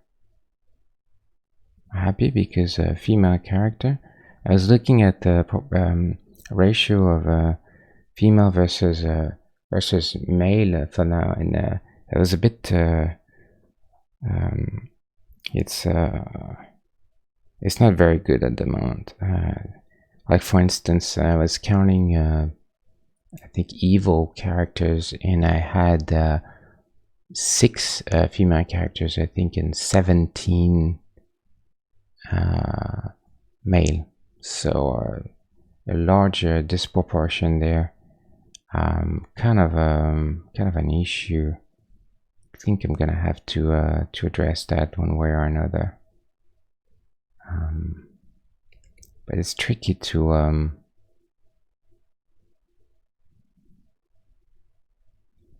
yeah, I'm not sure how to do this.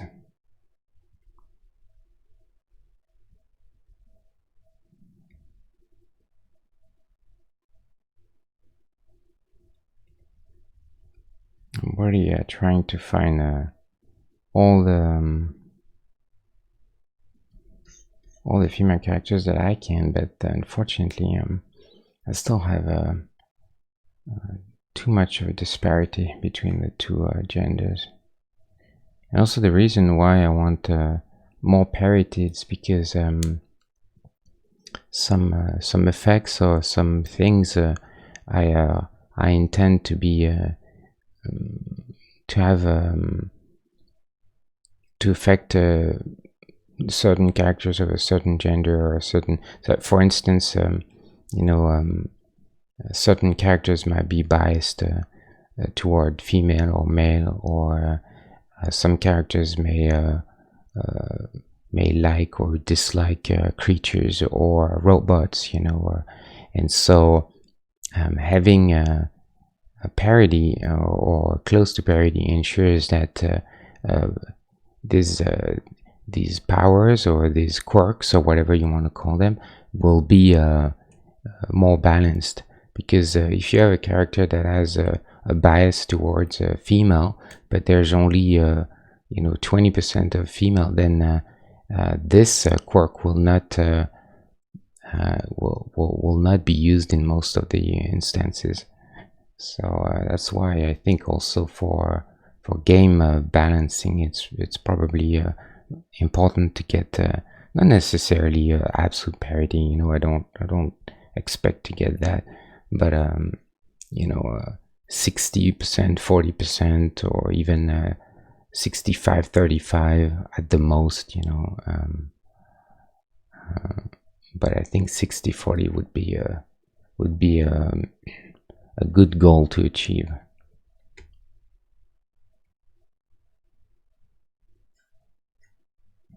Okay, so 2 hours, almost closing into 2.5 hours. It's a fairly simple this character. Actually, you know, there is something else I want to do since we're here. I'm still not happy with the Ratchet. That's why I didn't post her on Instagram. There are several things that bother me, and I wanted to do it, but I ended up leaving it. So I think I'll use maybe another 15-20 minutes to try and fix her a little bit. So a few things that bother me. Let's bring back the reference for her.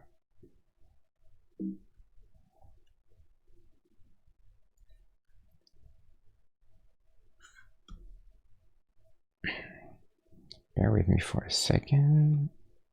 No, it's reference, characters, Ratchet.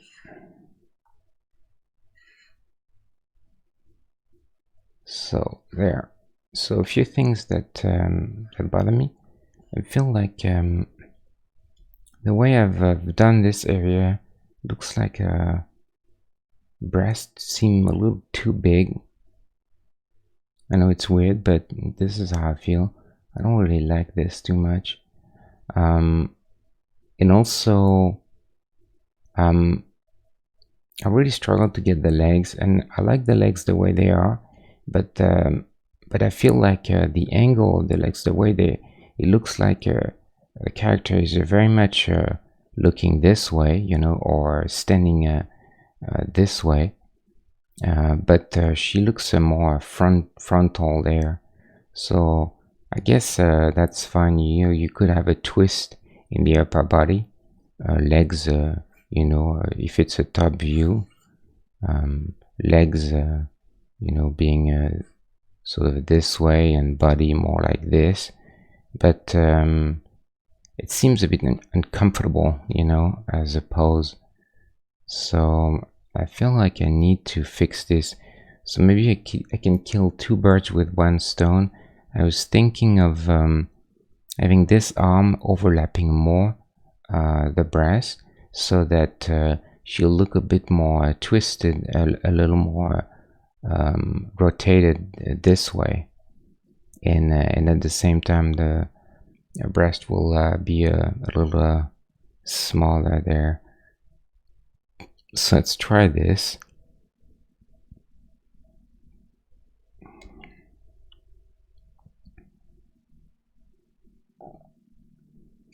We just want to move this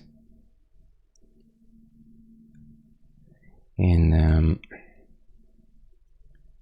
suggest the arm overlapping more.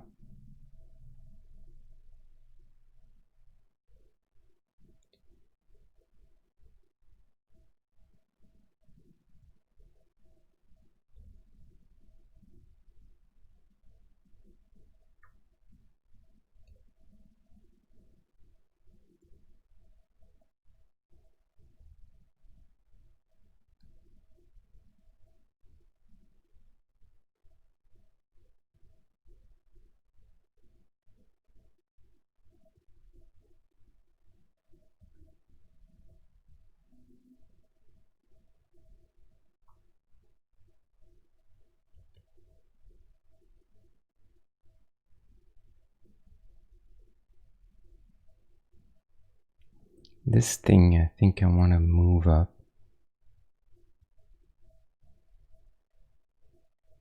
Yeah, this is nicer, I think.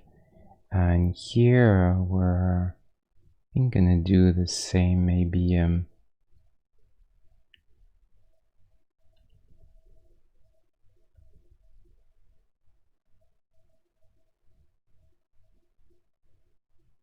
yeah, maybe it's just a bit. Yeah, I think that's better. Like what I did there, so I wonder if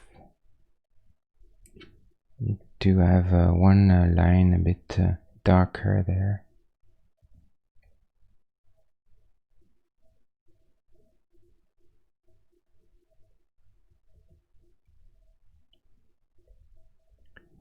And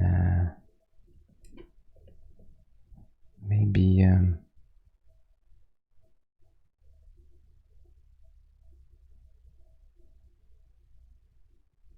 I think this is also the problem. There's too much contrast there in this area.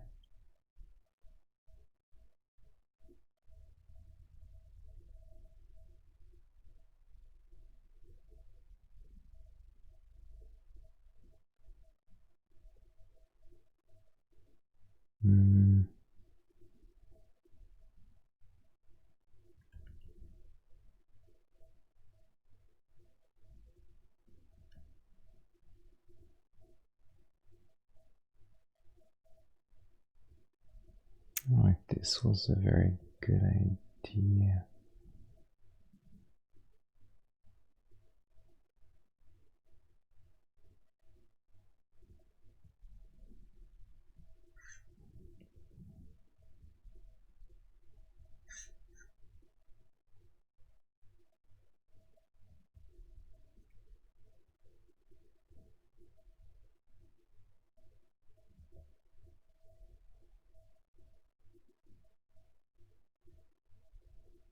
I wonder if I should go really dark and no.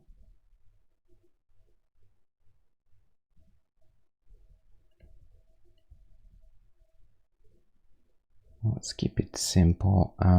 Actually, I think I need to go a little lighter. It's the opposite. Yeah, because it's too much shadowing under the breast that makes them look a bit too big. If you have a closer color like this right underneath, then it's better.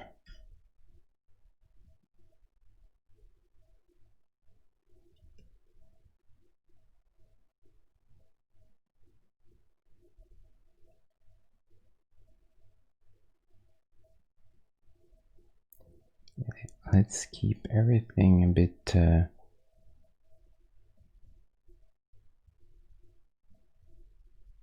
bit simpler like this. Yeah, I think this is better. Let's see.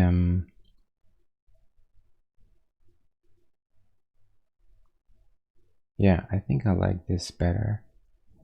And I wonder if I could even move 1 pixel the center, so that she would look the body should be a bit more twisted.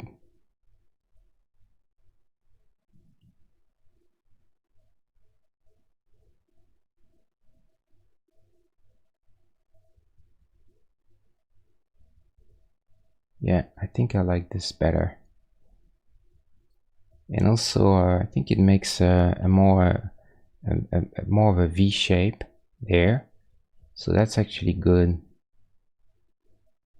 And also I feel like now the body looks a bit more in line with the legs. Yeah, so that's a very good it's a very good call there. I'm happy with that. Just this a bit strange, so we'll do that.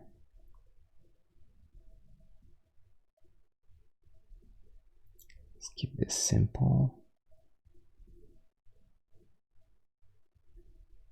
We want to make sure that everything looks a bit cleaner overall. She was a little messy, and I think there was too many things that didn't quite work.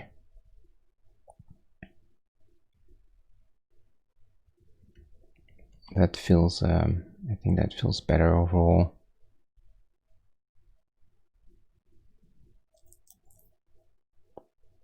And I think also overall we could go a little more contrast, but not the skin though. Same idea. I'm gonna preserve the skin. Okay.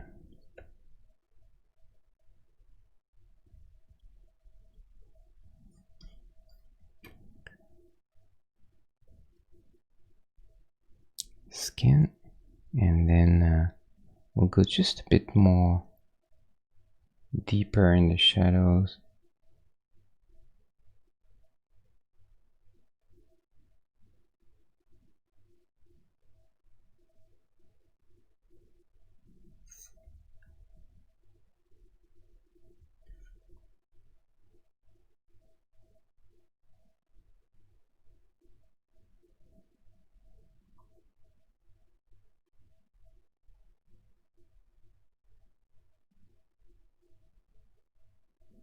Actually, hair would be too much affected too, so I'm gonna preserve the hair as well.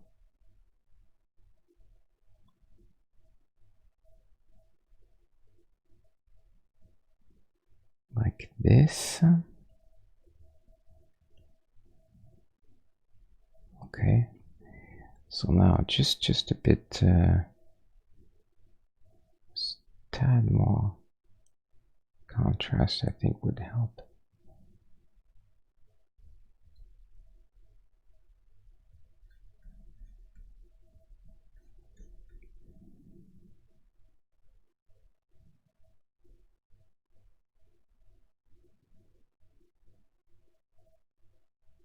A bit much.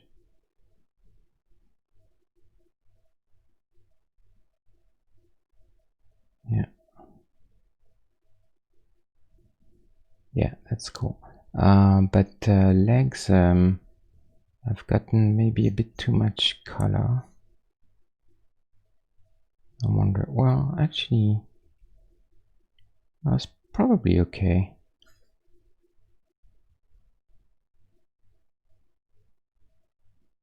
It's probably fine.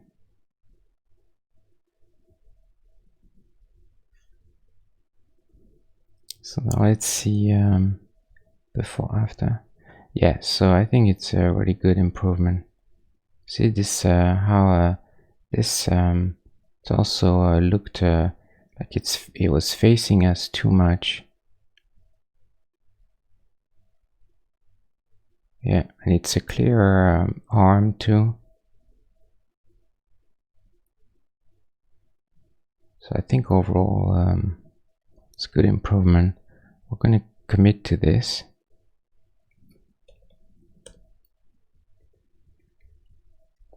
Let's just flip her real quick. See if this yeah, so I think it reads better now.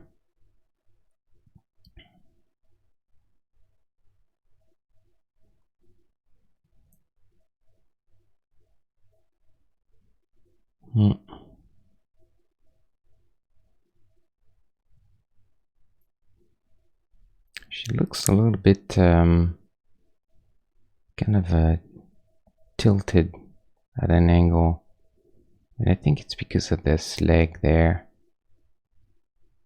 Looks like she's leaning back on this direction.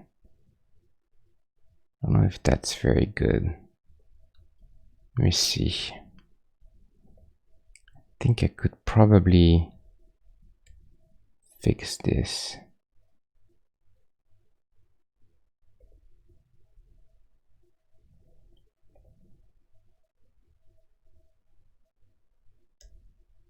Maybe I ought to move the legs too. Yeah. I think maybe this will help a bit.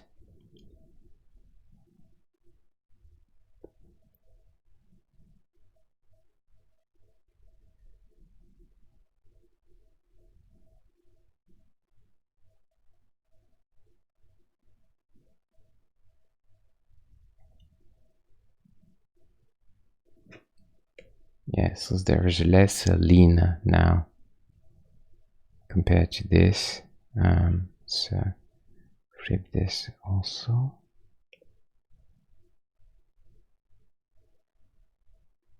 Yeah, I think it's a bit better for legs.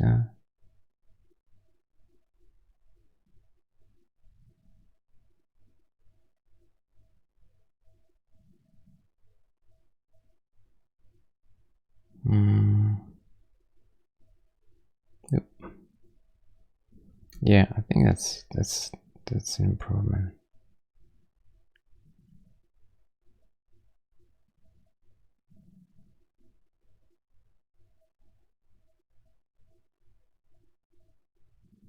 And I wonder.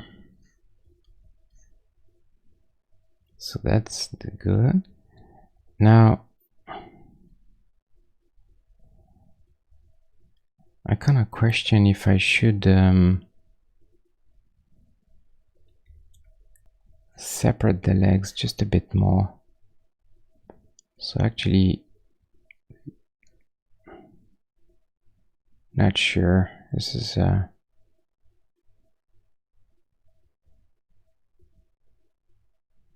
think that might be better to do that.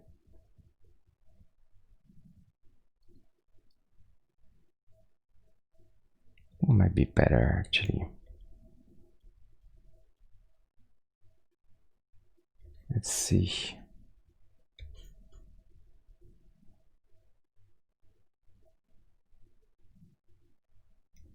And we'll do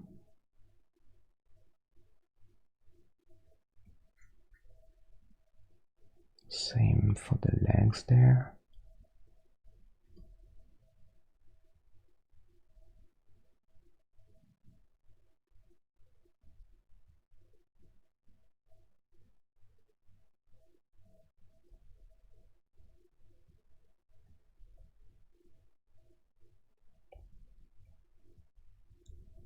a bit too much.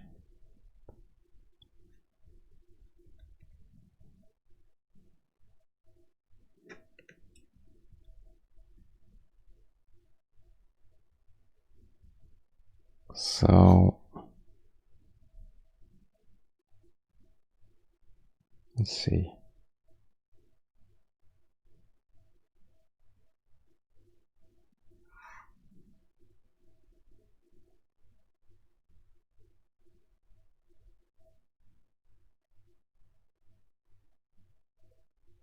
Yeah, I think I prefer that.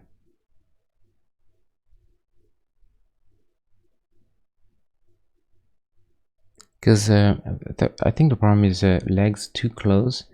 Also looks like there's a when there's a lot of overlap like this, so they're very close, it looks too much like a 3/4 or profile. But by separating them, it brings her back to a more. She's facing the legs are facing a little bit more us, and so that's a bit more in line with the rest of the body. So I think we're gonna do that.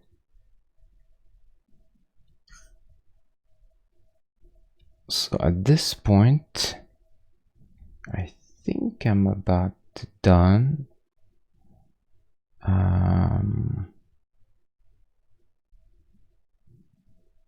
I should go a little bit more shadow.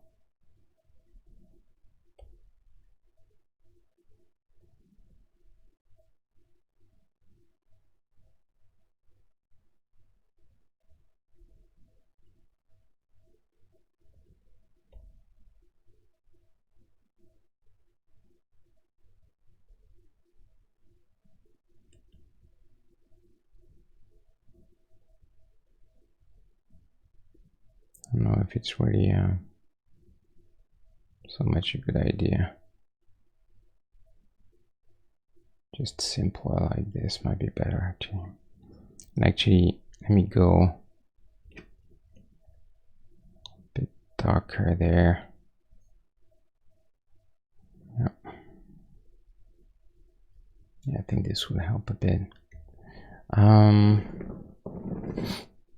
And also, in that case, I think this is a mistake to show underneath there. I think we ought to oops.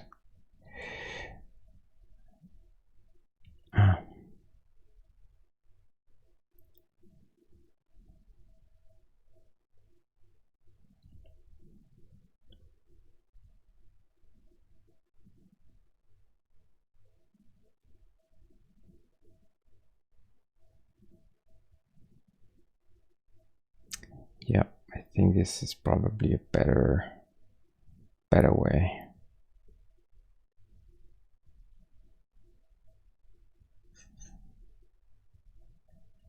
And let me fix this real quick.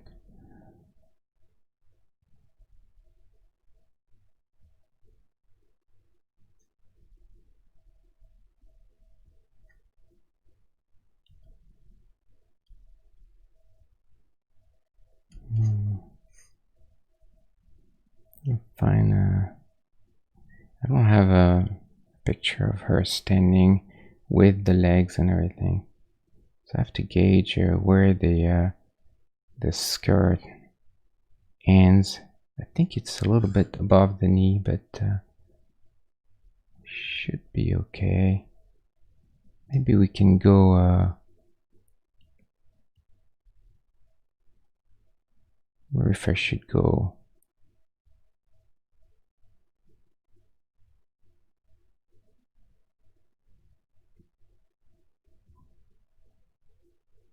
down 1 pixel maybe.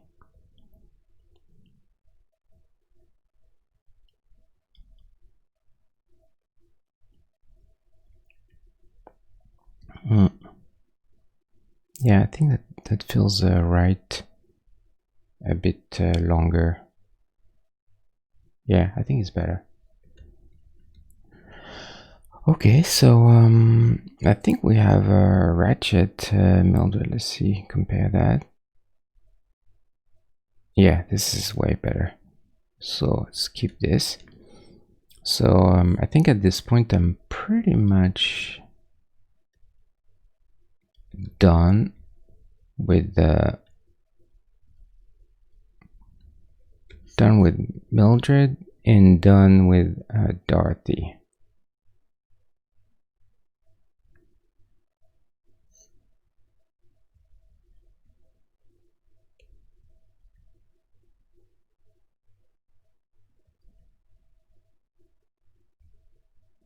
Yeah, I think this is it.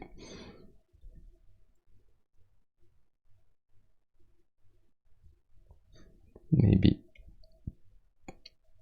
move this 1 pixel. Yeah.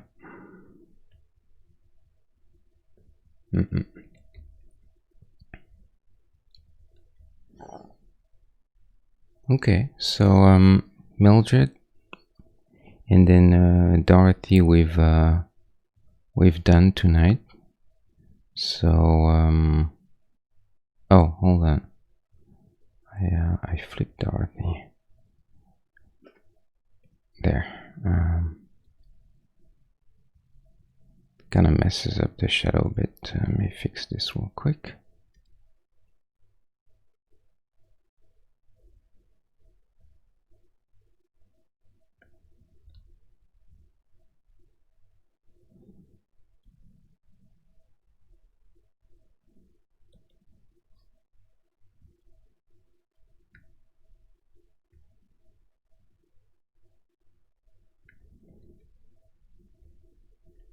Okay.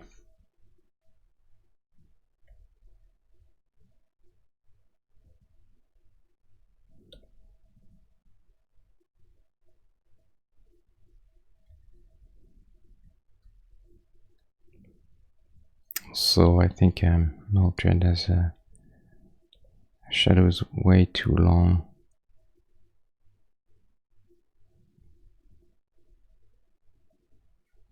I think I want something a bit different there.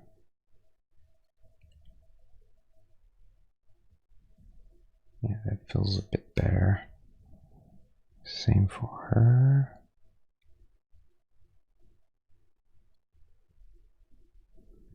Okay.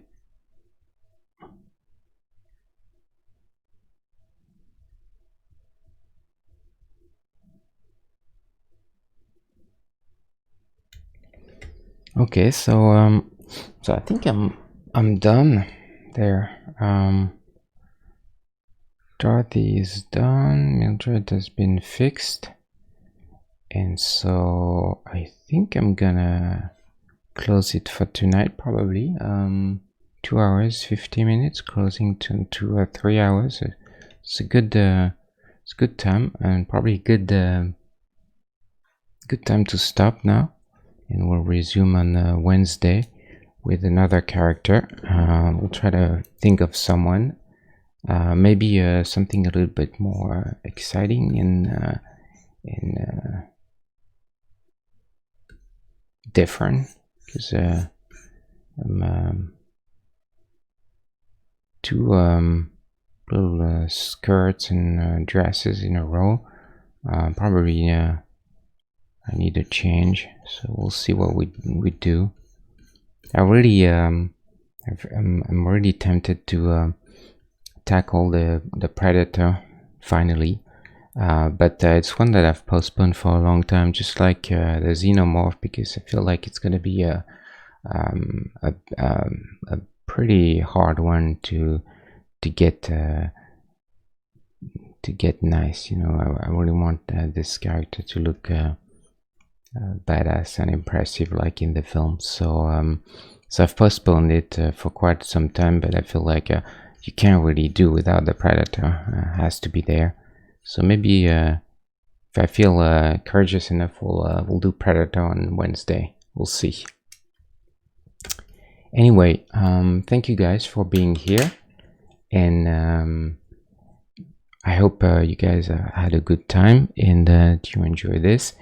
and then I will see you back on Wednesday now, and it's going to be the same time as usual, 9 p.m.